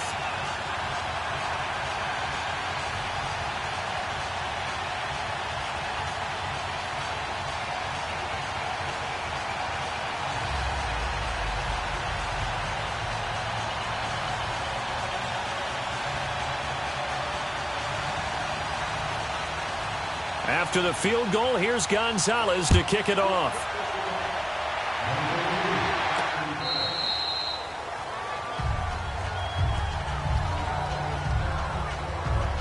Getting set to go again, Ben Roethlisberger heading back out there. And he comes out on the heels of an interception he threw last time they had the ball. Yeah, and you know, the quarterbacks that I know that are the best ones, the ones that really know how to lead their team, they tell them, that's on me. That's my bad. But let's go back out there and move ahead again, guys. We can get this done. One good thing for him, it did only lead to 3 points and not a touchdown after that turnover. Big thanks to the defense. Big Ben and the Steelers with a 1st and 10 at their own 25-yard line. Trying to shake off the interception. He'll look to throw. It's complete to Brown, right side. And he gets this one just shy of the 40. They'll mark him down at the 39. First play of the drive going for 14 and a 1st down. For Brown, that's his 5th catch. So 5 catches over 50 yards. You might as well set your watch to that. He does it every game. Think about 2013. The only player in NFL history to have at least 5 catches and at least 50 yards in every single game in an NFL season. So that's not just talent. That's durability. That's dependability. That's a guy who really wants to play each and every week. They'll throw on 1st down with Roethlisberger. On the left side, it's McDonald. And able to break one tackle, but then quickly brought down. But a nice little gain. Now, after the completion, we're going to get a timeout, an injured player. We'll check on his status when we get back.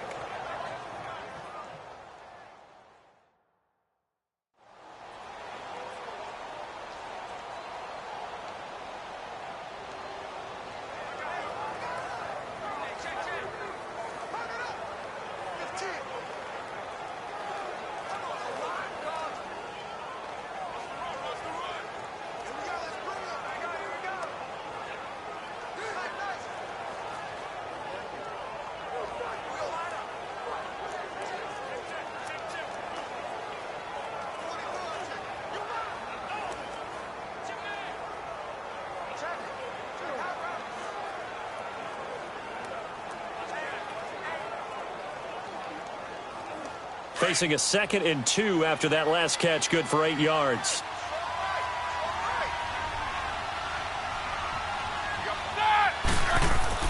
Roethlisberger now off the bootleg. He's going to leave this for his running back. It's complete. And he'll take it down shy of the 45 at the 46. 7 yards there, good enough to move the sticks. So many times you hear today's NFL described as a space game. Get your best players into space with the football in their hands. That's why sometimes you just swing it out to your runner, get him out in the flat, and let him have a chance to make people miss an open field.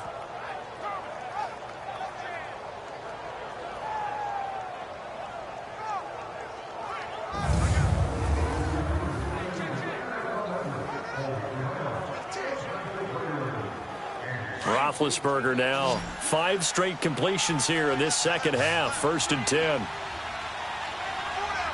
Set. Blue 30.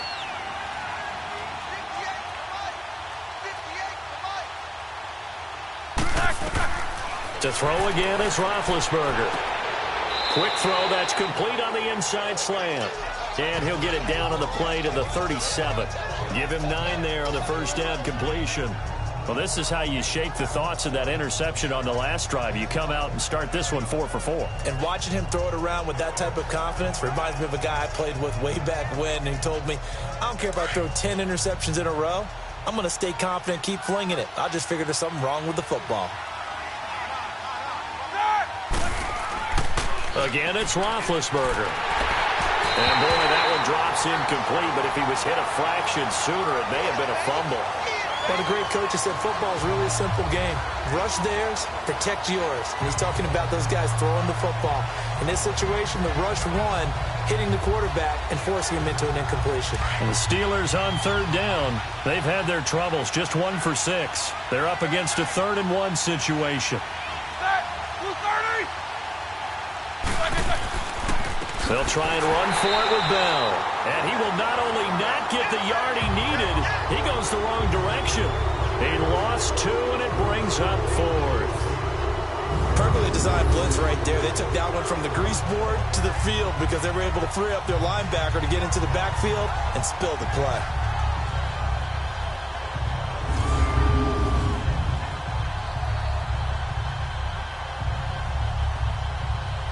Here's Jordan Berry now. as he's on to punt for Pittsburgh.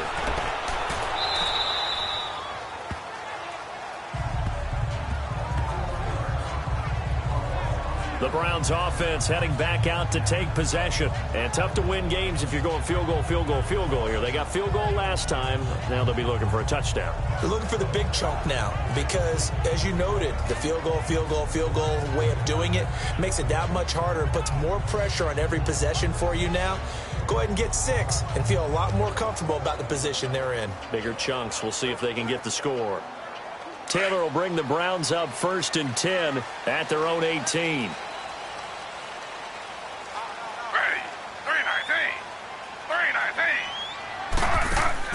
They go play action here on 1st down. He's got a man complete. He's at the 30, the 20. Taylor finding his volume receiver Landry for a big one, 75 yards. And at this stage, down in the second half, looks like they just wanted to find a way to get it in the hands of their playmaker, and they did. I think you're exactly right. I don't think the coordinator's looking at his play sheet and trying to figure out which play will work well. He's trying to figure out how to get the ball to the playmaker that you just described. Looking down at that sheet, you find people plays, not necessarily X's and O's, and that's exactly what they did there.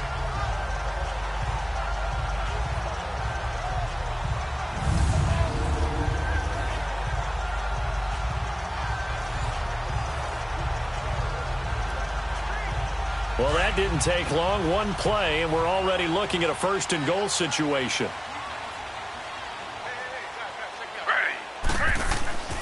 They'll run high. And he gets him a little bit closer. He takes it from the 6 inside the 5 to the 4. Be interesting to see now what they do offensively down near the goal line after not much there that time. As the offensive play caller, that may change your sequence now. Instead of coming right back with a running play, you may have to go to the air. 2nd and goal from inside the 5.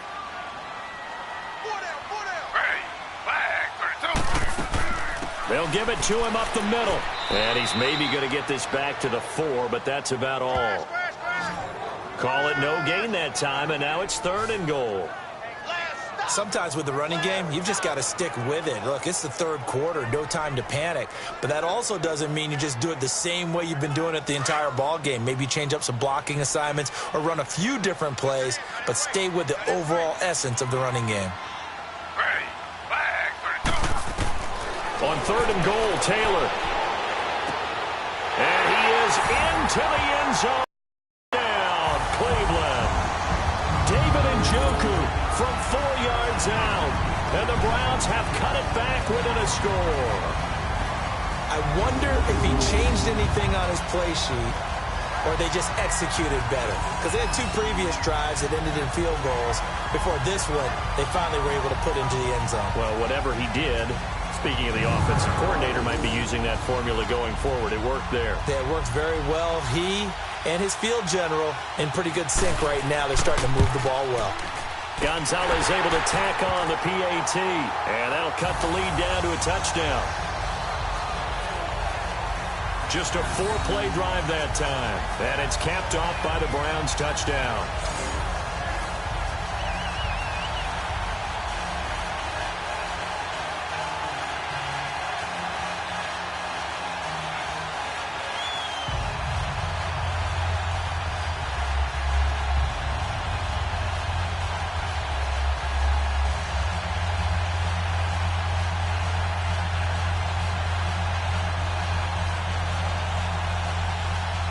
Gonzalez now to kick this one away. That's fielded in the end zone. And no run back here. This will be a touchback, and it comes out to the 25-yard line. And now out come the Steelers. Certainly want to avoid what they had to do last possession, and that was punt the football, because this game's starting to tighten up. In a basketball sense, you think about taking a little bit of the air out of the ball, right? Maybe milk some clock, limit the possessions. In this case, they might want to do the same thing, but control the game offensively. Put together some first downs, put together a drive, and keep it away from them. Big Ben and the Steelers with a 1st and 10 at their 25-yard line.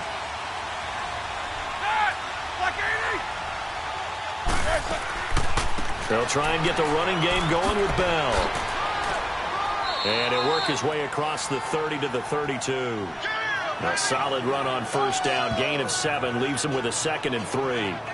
Well, no matter how they phrase it, staying on schedule, staying ahead of the sticks, whatever you want to call it, 7 yards on first down, that fits the bill.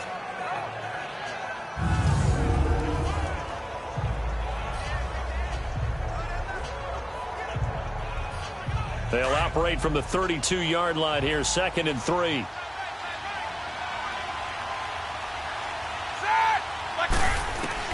Now Roethlisberger to throw on 2nd down. This is Bell on the dump off. It's a 9-yard gain, and it keeps the drive moving. That was a pretty favorable situation there. What would you call that? 2nd and manageable? Smart play, too. Didn't force it downfield when he didn't have it. Just checked it down, let him get the first down, and that's exactly what he did.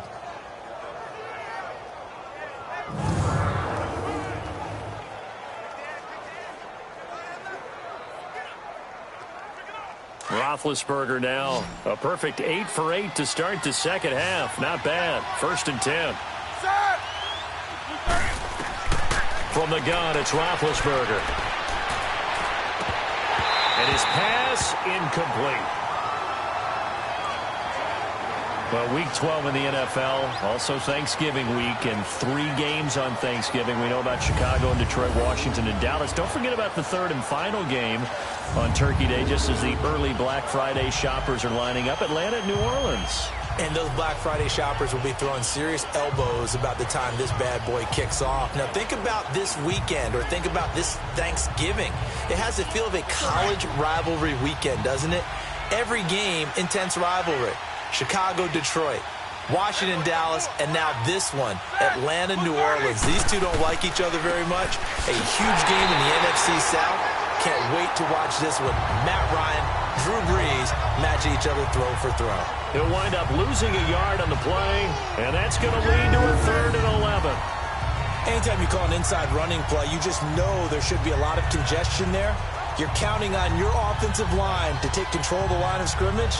That didn't happen in this case, and that play got bottled up. The Steelers on 3rd down. It's been a problem. Just 1 for 7 thus far. This is 3rd and 11. From the shotgun, it's Roethlisberger. Able to shake him off. Nowhere to go here. He lost the football. And this one will kick out of bounds, so they'll hold on to it inside the 10-yard line. And I have to admit, partner, that I've often thought that I don't like this rule, where the offensive player fumbles the ball, it goes out of bounds, and they get to keep it. That's just because you're a defensive guy. That's why you don't like it. Yeah, you're right. It is a slanted view, isn't it? But this is where, for the offensive team, the sideline is their friend. Usually it's not their friend. Yeah, exactly right. I actually played for a guy in college. You know what he used to name the sideline? Sammy. Sammy sideline, and use him well. Here's Jordan Berry now, as he's on to punt for Pittsburgh. And the return man will shuffle through the white stuff, secure the fair catch with both hands. So a change of possession here on the punt. And possession will switch hands, 1st and 10. Tyrod Taylor now gears up to lead his offense again. He's been pretty solid, pretty consistent, just the 1 touchdown pass, but I think he's managed the game well, no? I would agree with you, and that's what you're looking for out of your field leader. Making sure that you're playing well and not making any big mistakes. Oftentimes, that's how you're judged. How big a mistake and when it occurs. No interception so far. They'll like that. I just want you to know that you agreeing with me, that's going to get me through this 3rd and 4th quarter. Are you touched? He's patting his heart, boys and girls. He's touched. Respect. And very little running room there. He did get a couple up to the 49. They tried a quick hitter inside, but that one was swallowed up because what they're hoping, those big defensive linemen will take the bait and move laterally and open up a crease that they can run through. Didn't happen on that play.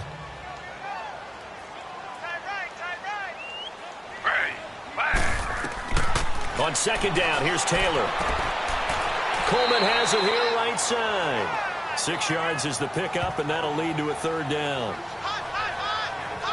He decided to run a hitch route. It really helps to have a guy who can turn it loose. And, boy, he rifled one in there on that one. Not much run after catch, but it worked really well. The Steelers insert their nickel defense on third down. Yeah, they add a DB.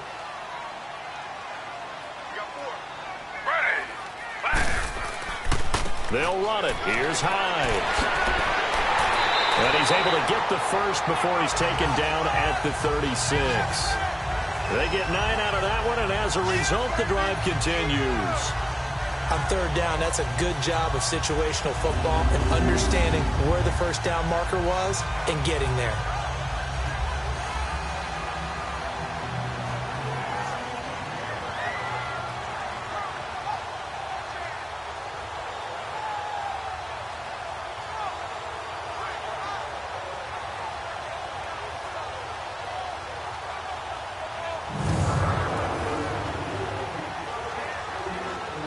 So from the 36 now, 1st and 10.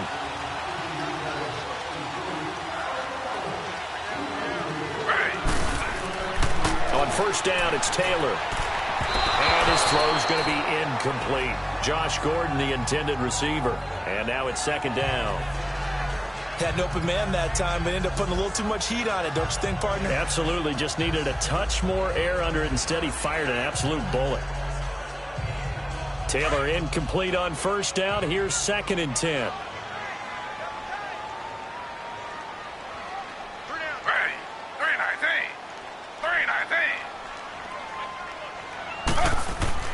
Throwing again. Taylor, wide open receiver, complete. And all the way inside the 15 before they drop it. A good pickup there, a 22. Well, from an offense's perspective, that sure was pretty because the corner route is extremely difficult to defend from my perspective. What we just saw there, is that sort of the evolution of the tight end position? Yeah, I think it is because more and more tight ends are being treated like wide receivers. These are some agile players who can make a play in any spot on the field.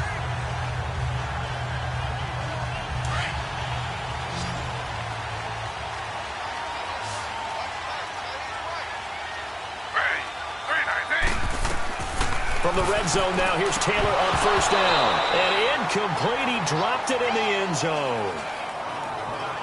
The beauty of being able to play a zone defense when you can sit back and see the ball coming out of the quarterback's hands, guess what? Creates a lot of confusion, kind of a muddle in the middle of the field where you can go make a play on the football. After the incomplete pass, here now is 2nd and 10.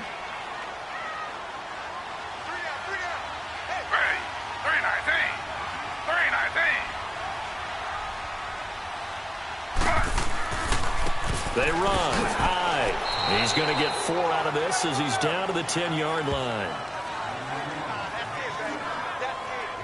That 2nd down play call was not to pick up the first down. It was to accomplish what they did to get them into a manageable 3rd down because they had incompletion on first down, so they were behind the sticks, so to speak. They needed to make up some ground, and they did. 7th play of the drive upcoming here on 3rd and 6. Taylor. Screen play, Johnson. And this play goes nowhere. Losing yardage back to the 15. He went backwards 5 yards there on 3rd down to bring up 4th. I love the intelligence the defense just showed there. Read their keys, saw the screen developing, ran to it, and smothered it. What a 3rd down stop by them.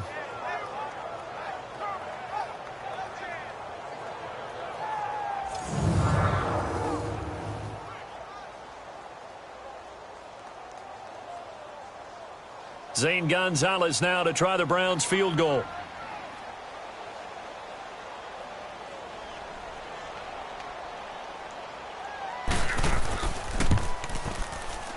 And the kick by Gonzalez is good. And that'll bring him back within 4.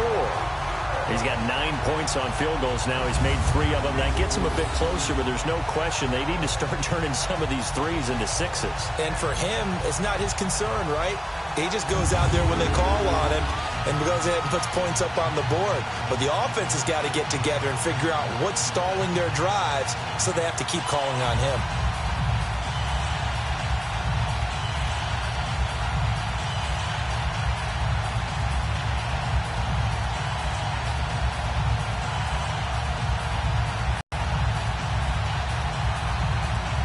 field goal. Here's Gonzalez to kick it off.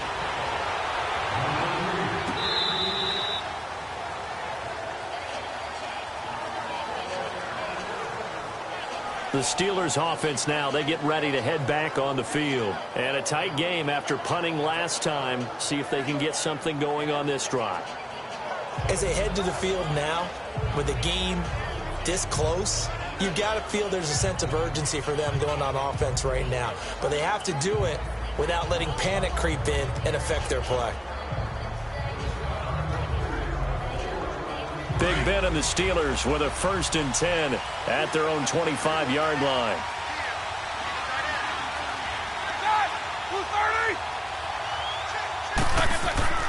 Here's Roethlisberger. Going top shelf for Smith-Schuster. All incomplete. A turnover would have really helped there. Almost intercepted. Instead, it's just 2nd down. I know that interception was dropped, and it would have been their 3rd of the game, and I will guarantee you, in the huddle, on the bench, all the defensive guys have been talking about is, we've got this guy right where we want him. Who's going to get the next one? It almost becomes a challenge, and they missed a golden opportunity. Line of scrimmage, again the 25, 2nd and 10.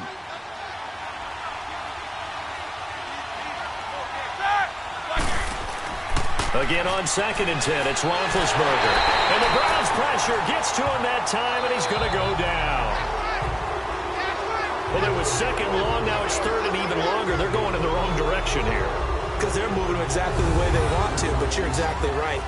Definitely going in the wrong direction for the offensive guys.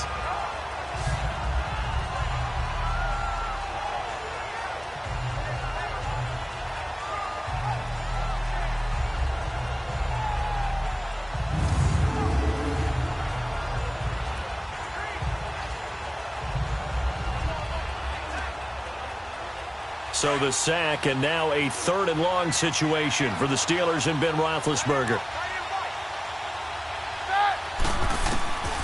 Out of the gun, it's Roethlisberger. Goes underneath for Bell. And they work this well upfield across the 45. A very solid gain of 27. And passing yardage-wise, now up over 350 in this game. Pretty nice performance. Definitely that, which usually means you're putting a lot of pressure on guys trying to cover. If you're a defensive back and they put over 350 yards on you, you've had a long day. The key to everything, if you're doing it without throwing interceptions or turning the ball over.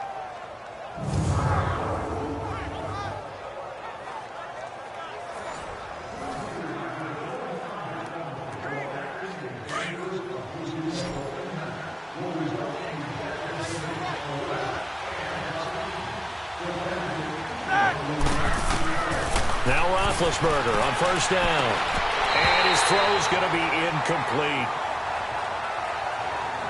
Charles, I want to go in a different direction for a second, talk about Le'Veon Bell, because the November 13th report date has come and gone. He's still not with the Steelers. Now, the good news, though, Le'Veon Bell not there, but James Conner has been good in his stead. He certainly has, and we have to think now that maybe we won't see Le'Veon Bell in a Pittsburgh Steelers uniform, ever again.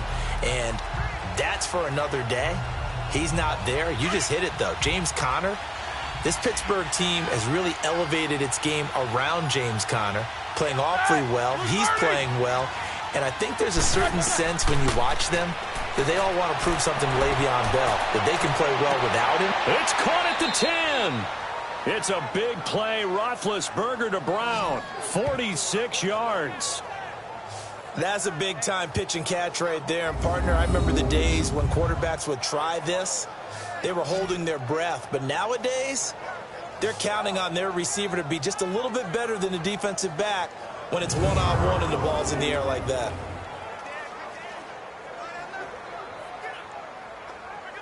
Now a chance to make that big play really hurt. It's 1st and goal just outside the 5.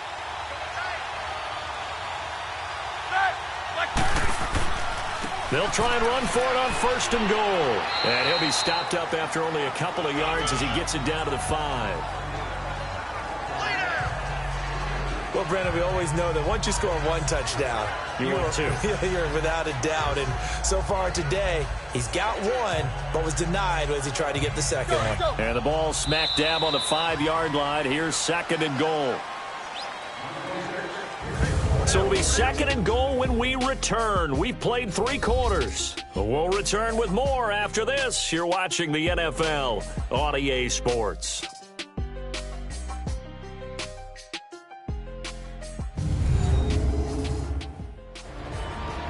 And we're back now here in Cleveland.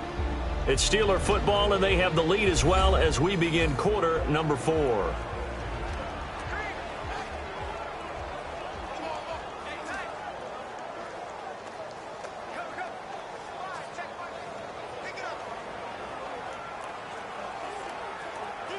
Second and goal, the lone man in the backfield, Le'Veon Bell.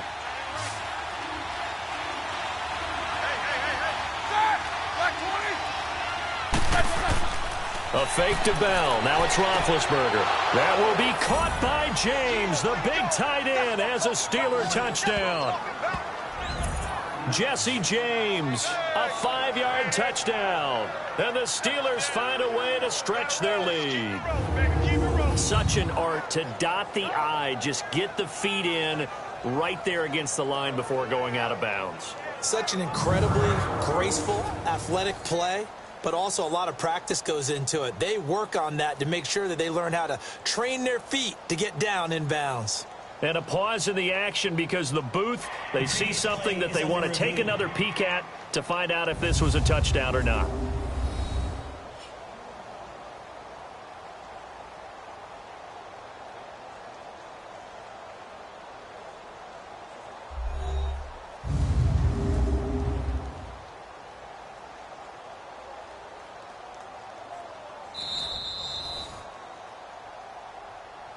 After review of the play, the ruling on the field stands.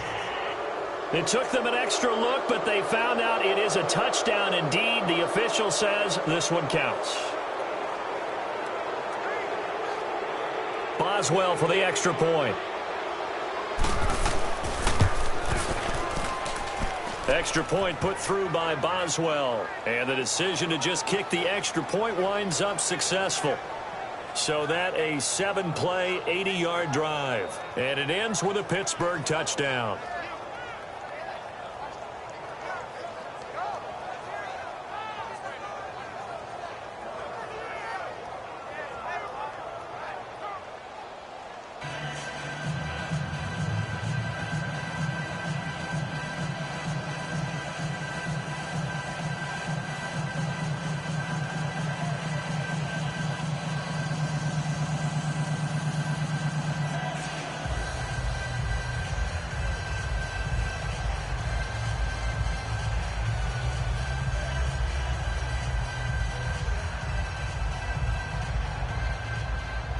Boswell on now to kick this one away. This is fielded a couple yards deep. Solid return, pretty good field position. They'll start at the 32-yard line. And now Cleveland geared up to take the field. And last time able to get 3. It's not what they wanted. They wanted 6, but they got at least something. They mustered something out of the drive. They'll take it. I like the way you've described it. Not ideal, but they'll take it. Anything to put some points on the board. But this time on offense, they don't even want to see the field goal kicker trot on the field. They want that ball in the end zone. Yeah, they'll be going for 6. Taylor will bring the Browns up 1st and 10 at about the 32.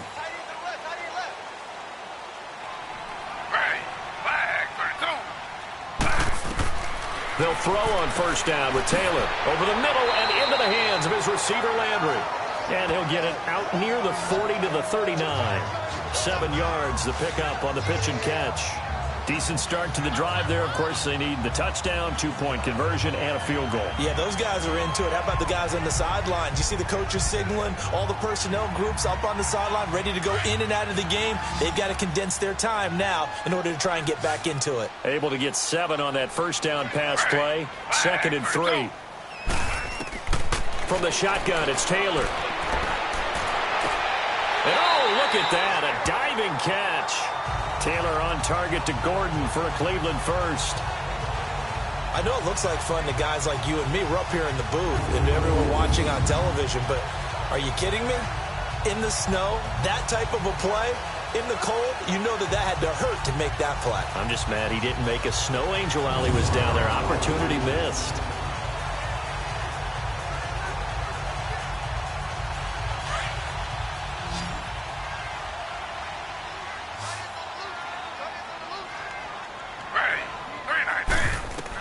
On 1st and 10, it's Taylor. Flush to his right. And he'll go down, but not before getting this inside the 30. Able to find a lot of empty space there, picking up the first down and a 21-yard gain. Now, those are the ones that hurt defensively. You do everything right. Excellent pressure, good coverage downfield, and then he slips out the back door and turns it into a nice gain.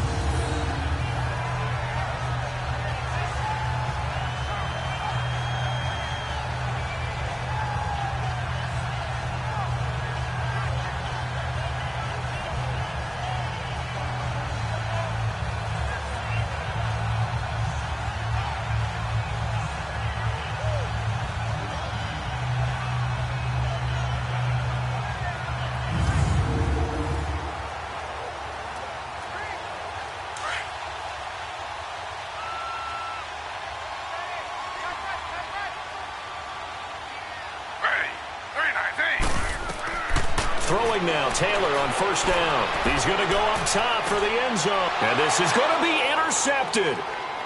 A great read, and it's picked off. And a big turnover there as his guys will get the football back. Partner, we always talk about possessions being at a premium in these games. And now in this situation, throwing an interception here when you have to claw your way back in, that one's going to hurt, and in a big way.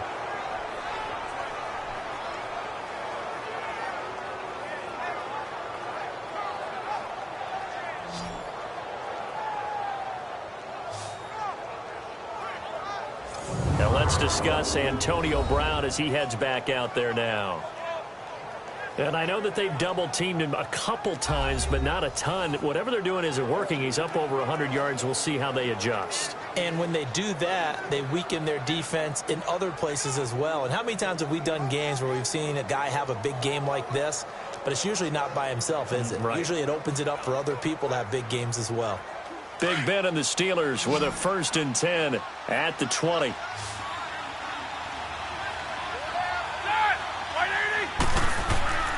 The give is to Bell.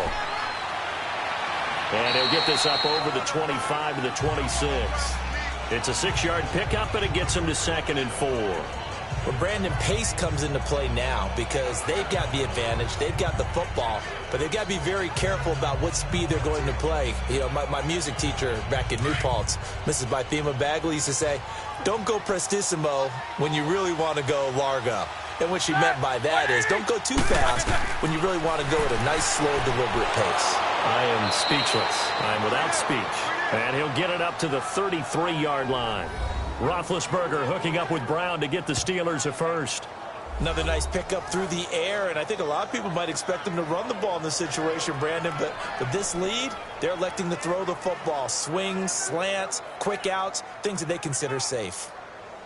So they'll come up 1st and 10 now from the 33.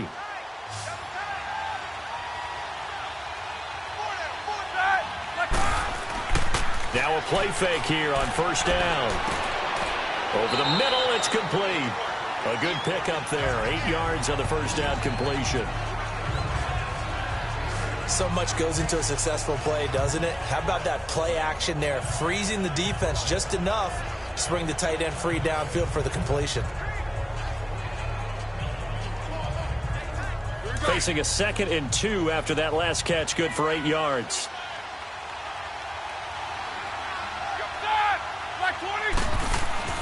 Here's Roethlisberger to throw. And he's able to get this one out closer to midfield across the 45. They get 6 on the pickup there as the drive will continue. And the big guy catches the ball out of the backfield, and oftentimes it's quite a surprise to the guys playing defense because not ordinarily thought as a pass catcher, it often works when they decide to dial it up.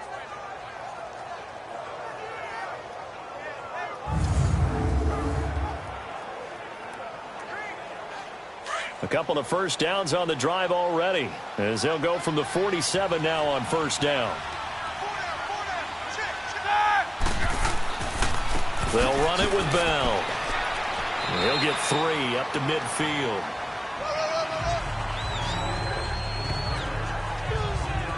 Offensively with the lead, you want to run the ball, keep the clock going, but you also want to still kind of be in attack mode too, right? So how do you do that and not come back on your heels? Think about all the practices we've watched where they have that tempo period to go over things just like this, where they describe the scenario, tell you what they're looking for, and make sure that they're still attacking, yet at the same time not going so fast as to leave too much time on the clock. The reception good for 7.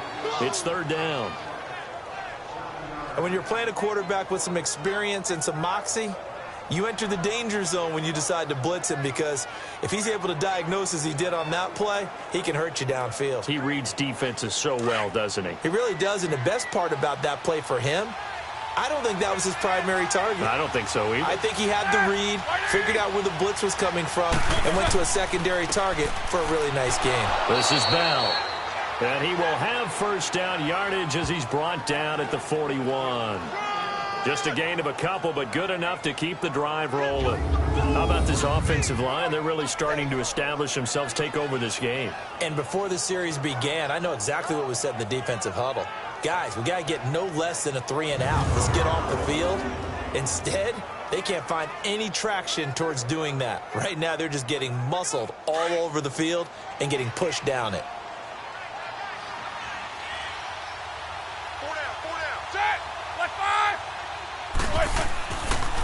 First carry for James Conner.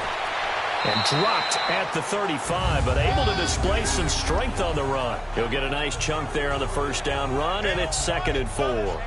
Starting to become a tough spot for this defense. You're down, fourth quarter, looking a little fatigued maybe on that side of the ball. Partner, we've seen this before, haven't we? Because every coach we've ever talked to says body language is important. And now you're seeing guys with their hands on their hips, they're bent over, hands on their knees.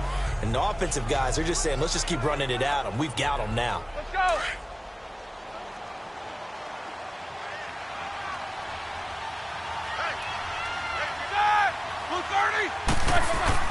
On second down, Roethlisberger. Washington's got it. And he gets it down to the 32. Only 3 yards on the catch. It's third down. Brandon, perfect defense in this situation would have meant that there was an incompletion. They would have picked it off. Okay, so they gave up the completion. But I really enjoyed watching how the defense stayed in sync, stayed in great communication. And as he dragged across each zone, you see him pointing, communicating. There he is, and they passed him off to each defender. Ended up making a nice play, even though it was complete.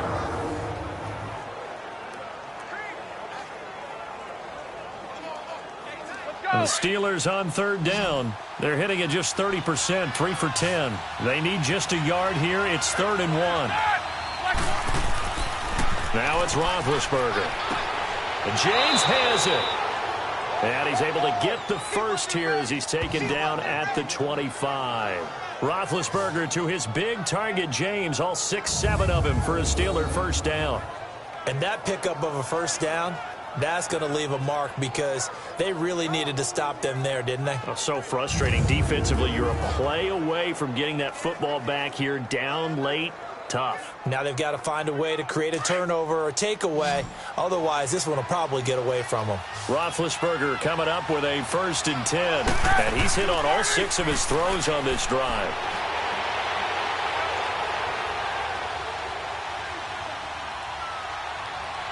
Going for it all. So they took a shot on first down, but couldn't connect. I'm going to need some help with this one. How did he miss it? Wide open in the end zone. He's not hurried. He's not hit. And somehow, incomplete? Yeah. What happened? During film study, that's one where he's just going to shake his head, not be able to believe it. 6 points go by the wayside on that one. Roethlisberger will hand to Conner. They call that a loss of 6 yards. And it's third down now. Brandon, it's clearly a running situation when you're up in the fourth quarter. They're going to have to stack the box and make it difficult for them to move the ball. Made it very difficult right there. Now they need to repeat that effort. Yeah, bring 7, 8, 9, whatever it's going to take to slow them down. This offense 2 for 2 on third downs on this drive. They're in for a tough test here, though. 3rd and long. Now Roethlisberger to throw. Shakes off the sack. But now he's swallowed up and taken down. Emmanuel Ogbah getting him once again. His 3rd sack of the afternoon. Brandon, more often than not, you'd say they've had his number, and we can count them up so far. 1, 2, 3, 4 sacks given up. But guess what? He's still been able to make some plays, and right now they have a lead.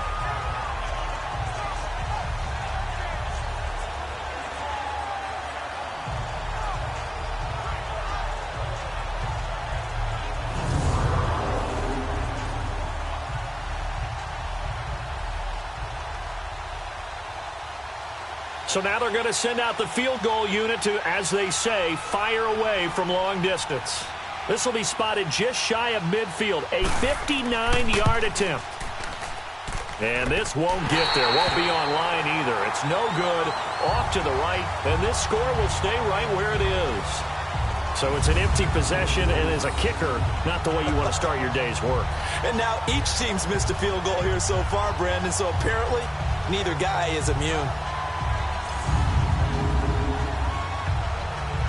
Tyrod Taylor now gears up to lead his offense again. With his guys trailing here in the 4th, he can ill afford a repeat of the interception that ended the last drive. Yeah, you're 2 scores down. You take it upon yourself now to play perfect or near-perfect football if you want to get your team back into the game. But it's also tough to do when you're trying to avoid errors, yet still play perfect football. Taylor will bring the Browns up 1st and 10, just shy of midfield at the 49.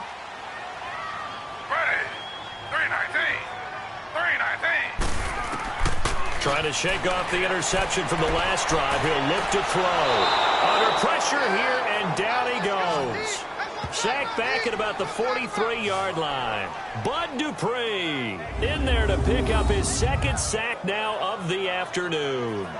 I know there would be a little bit of criticism there because they went right back to the air after the huge pickup and end up getting sacked.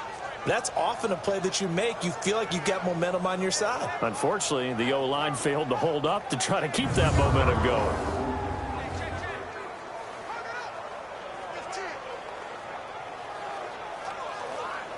Got to assume this defense will be charging again here. It's 2nd and 15.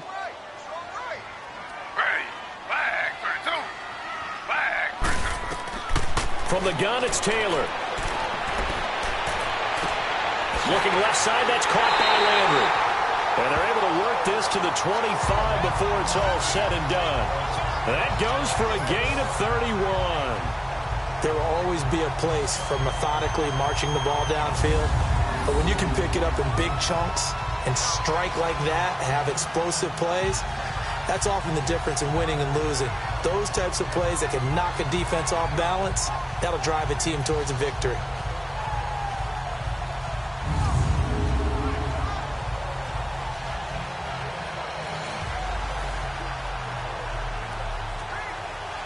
Operating out of Steeler territory now. Here's 1st and 10 at the 25-yard line. To throw is Taylor. They'll try and set up the screen. It's complete. And they'll bring him down at the 18-yard line. A good pickup there on 1st as the screen pass gets him 8. For a second there, I thought that might break big. Screen pass. Looked like it was coming together. Looked like there was an opening. Still, ended up with a solid game. Facing a 2nd and 2 after that last catch, good for 8 yards.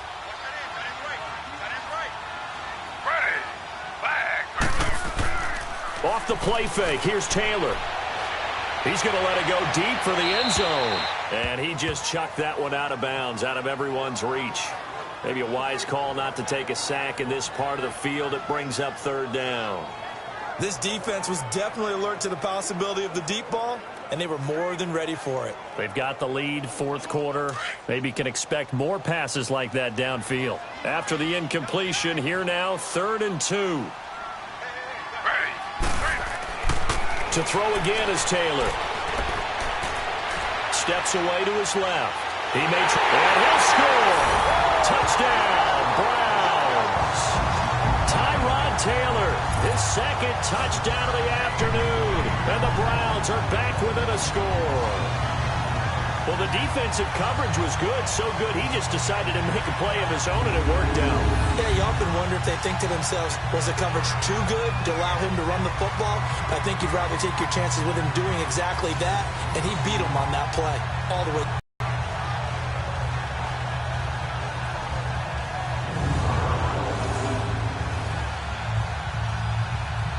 Here we go. The Browns will go for 2.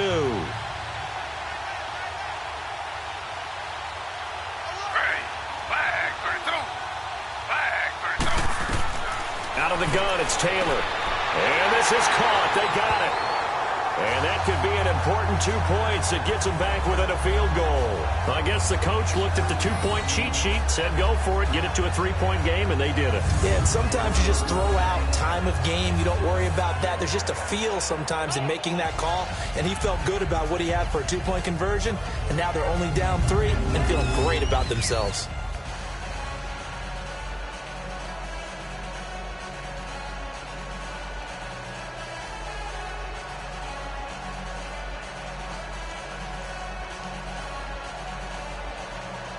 Gonzalez now to kick this one away. Smith-Schuster now to return. And he'll take this across the 25, couple extra yards up to the 27-yard line. The Steelers offense now, they head back onto the field. Things sure were looking good for them at the half. Heck, off the air, you and I were just saying they might run away with this thing and cruise to a victory. Not anymore. Yeah, the cruise control has to be off at this point. Now you've got to mash the gas yourself. Again, who's going to step up and make a big play for you? Who's going to take care of business now that you're being pressed? It is definitely go time for them at this moment. All of a sudden clinging to a slim lead and hoping to hold on to that lead. Big Ben and the Steelers with a 1st and 10 at their own 27. They'll start the drive with a carry by Bell. He takes this for 3 to the 29.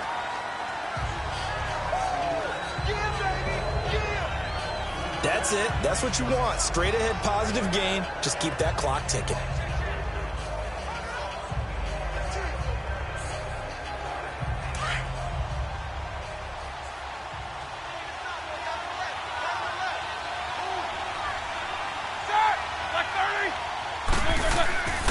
They'll go again with Bell.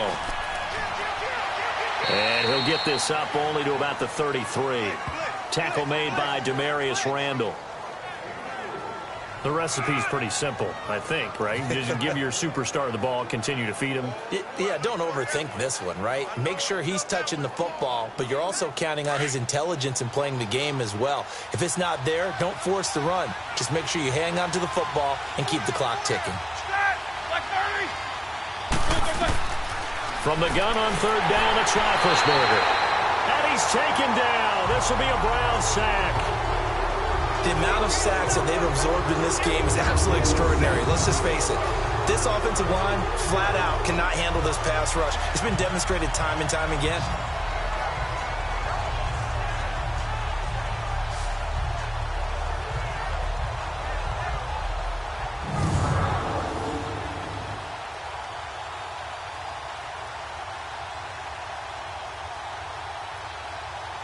Here's Jordan Berry now as he's on to punt for Pittsburgh.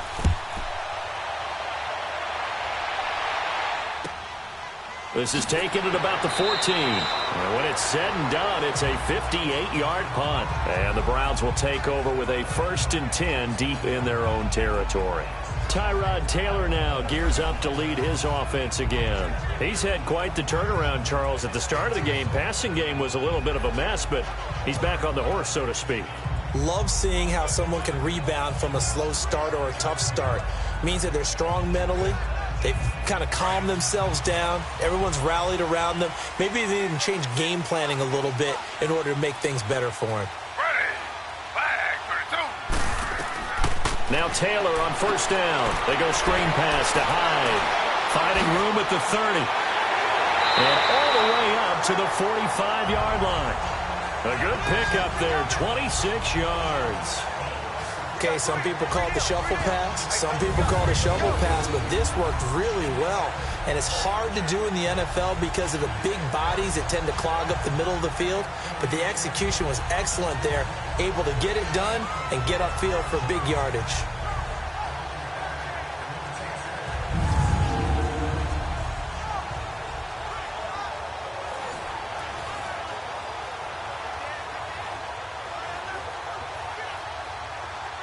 The big play to start him out has him at the 45 already.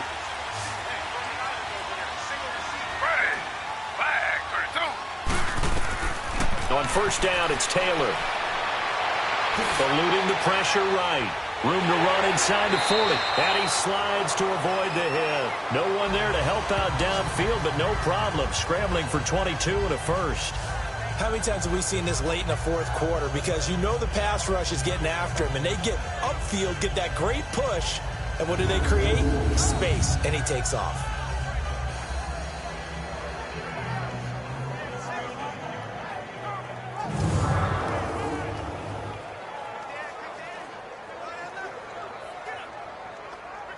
Operating out of Steeler territory now. Here's first and 10 at the 32-yard line. And now we've got flags now. Looked like one of the Browns might have moved. False start, offense. And that'll set them back 5.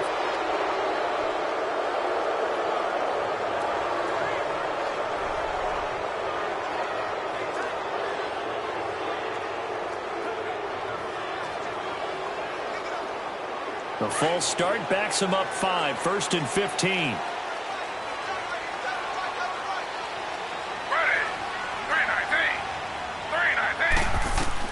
Taylor operating from the gun.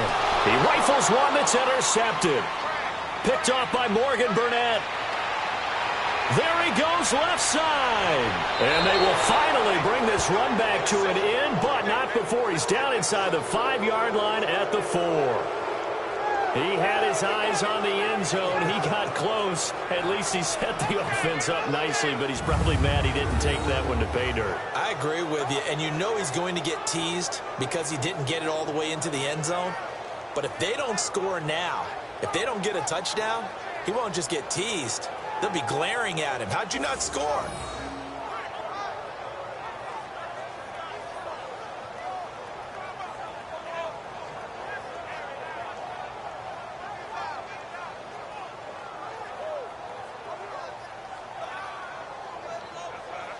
And Pittsburgh getting set to take the field. They were forced to punt last time, and I doubt sincerely that they'll have to punt here because they're gifted with terrific field position. I don't even want to think about the idea that they would end up punting starting with this type of field position. Neither do they. Great starting spot, great opportunity to run your full playbook. If they want to take a shot here, they can go ahead and do it. So first and goal, 6 points here would go a long way toward wrapping this one up.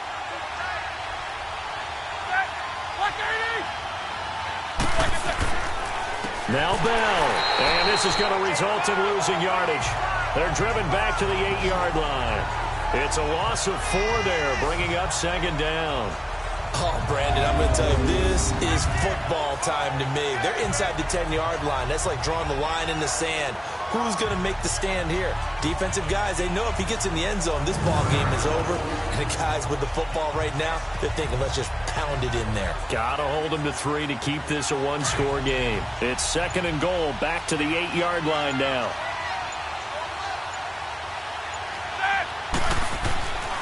He'll get it up the middle, and he stopped immediately there. It'll go as no gain on the play, and now they're looking at a 3rd and goal. Now, obviously, that's some good work there defensively, being able to stop them and bringing up a key 3rd down. But if you're on the offensive side of the ball, there's an opportunity, because I know what defensive guys are thinking right now. Just stop them, get to the ball. That means they might not be sound defensively. There could be some opportunities. And you said key third down. Highlight that word, put it in bold. Here we go. So the Steelers with a football as we get you reset. They've got it 3rd and goal now as they look for that final touchdown to salt this one away.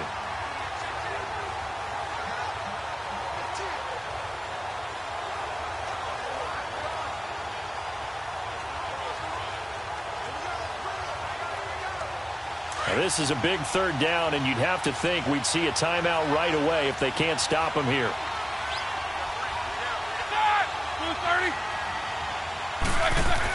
Here's Bell.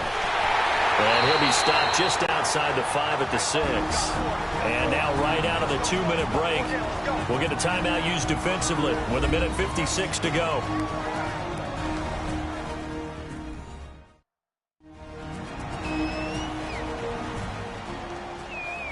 All right, so the timeout over and all 11 men back out onto the field for the defense.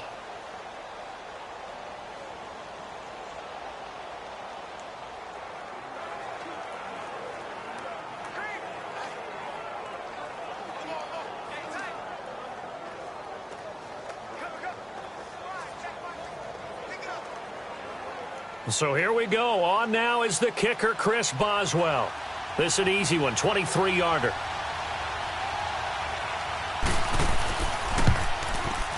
And Boswell's kick is good. And that will double their lead as it's up to 6. So they get to 3, but you wonder now, is that going to be enough? Excellent question, because when I look at the smiles on that side of the field, they're a little tight, aren't they? If they had scored a touchdown there, those would be big half-moon grins right now, because they'd feel a whole lot better about their position. And a touchdown in the other direction, all of a sudden they're down.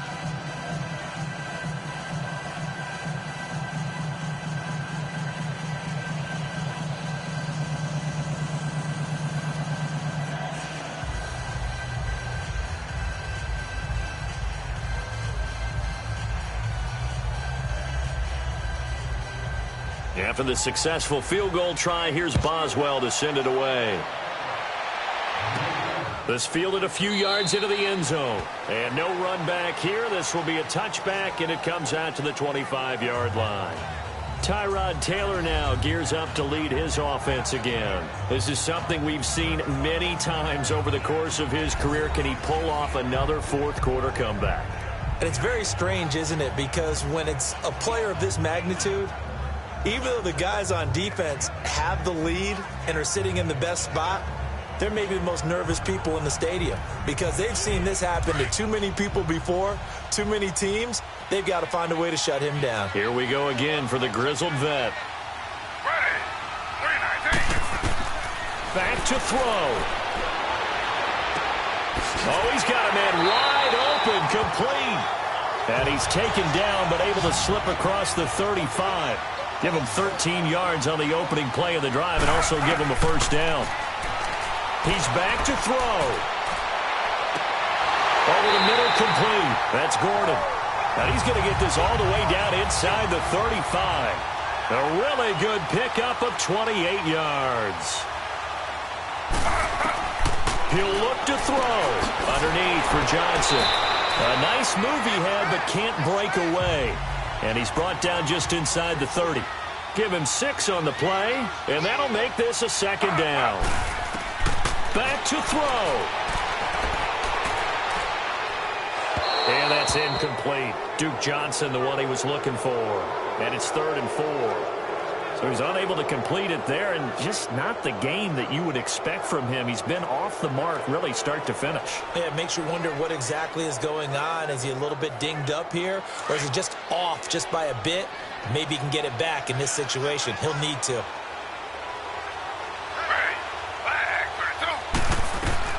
They'll look to throw. Screenplay, Johnson. And he went backwards. He'll be down at the 30. It's a loss of a full 3 yards, and it brings up 4th down. Here we go. It's Taylor on 4th down. And no, It's incomplete. They had to go for it with such little time remaining, and the Steelers are close to finishing off this football game. So now let's reset here, Charles. They do have 2 timeouts left, so they can stop the clock twice. This one's not quite over yet. No, and what you're doing on defense, you're going to use both timeouts, obviously. But you've got to call defenses are going to force the issue early, meaning you want that play over fast. You don't want to give them time to dance around in the backfield or run a wide sweep that'll take off time. Blitz them, put pressure on them, make sure that play ends quickly so that you can go ahead and keep moving. So 1st and 10 now from the 30.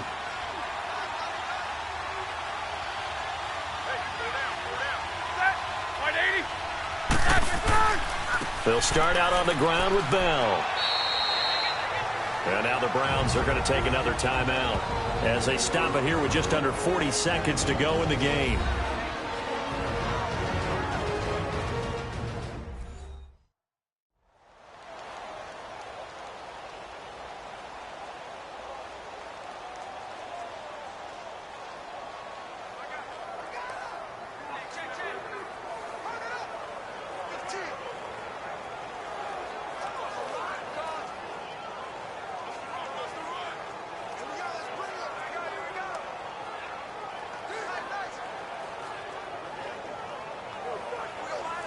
So 2nd and 9, and you'd have to figure just about all 11 probably crashing the line here.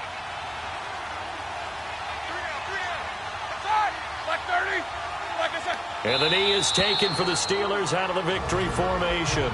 And now we're going to get a timeout here called by the defense, as the clock will stop with 37 seconds to play.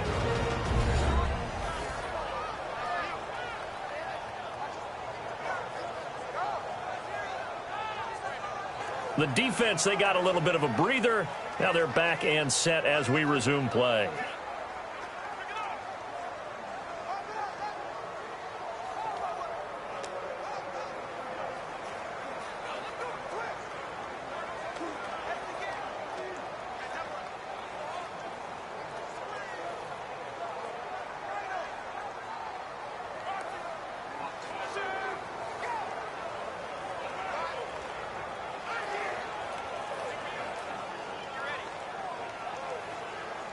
Big play coming up. Here's 3rd and 10. I would expect to see some pressure here.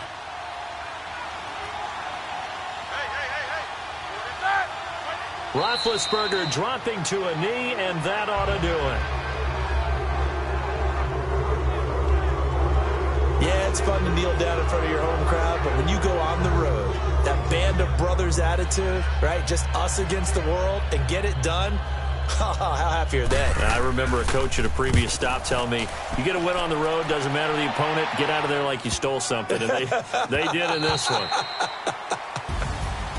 Well, going into the final play of this game, they knew that they needed some type of a miracle there at the very end, but they couldn't get it done. However, we were treated to really a spectacular affair.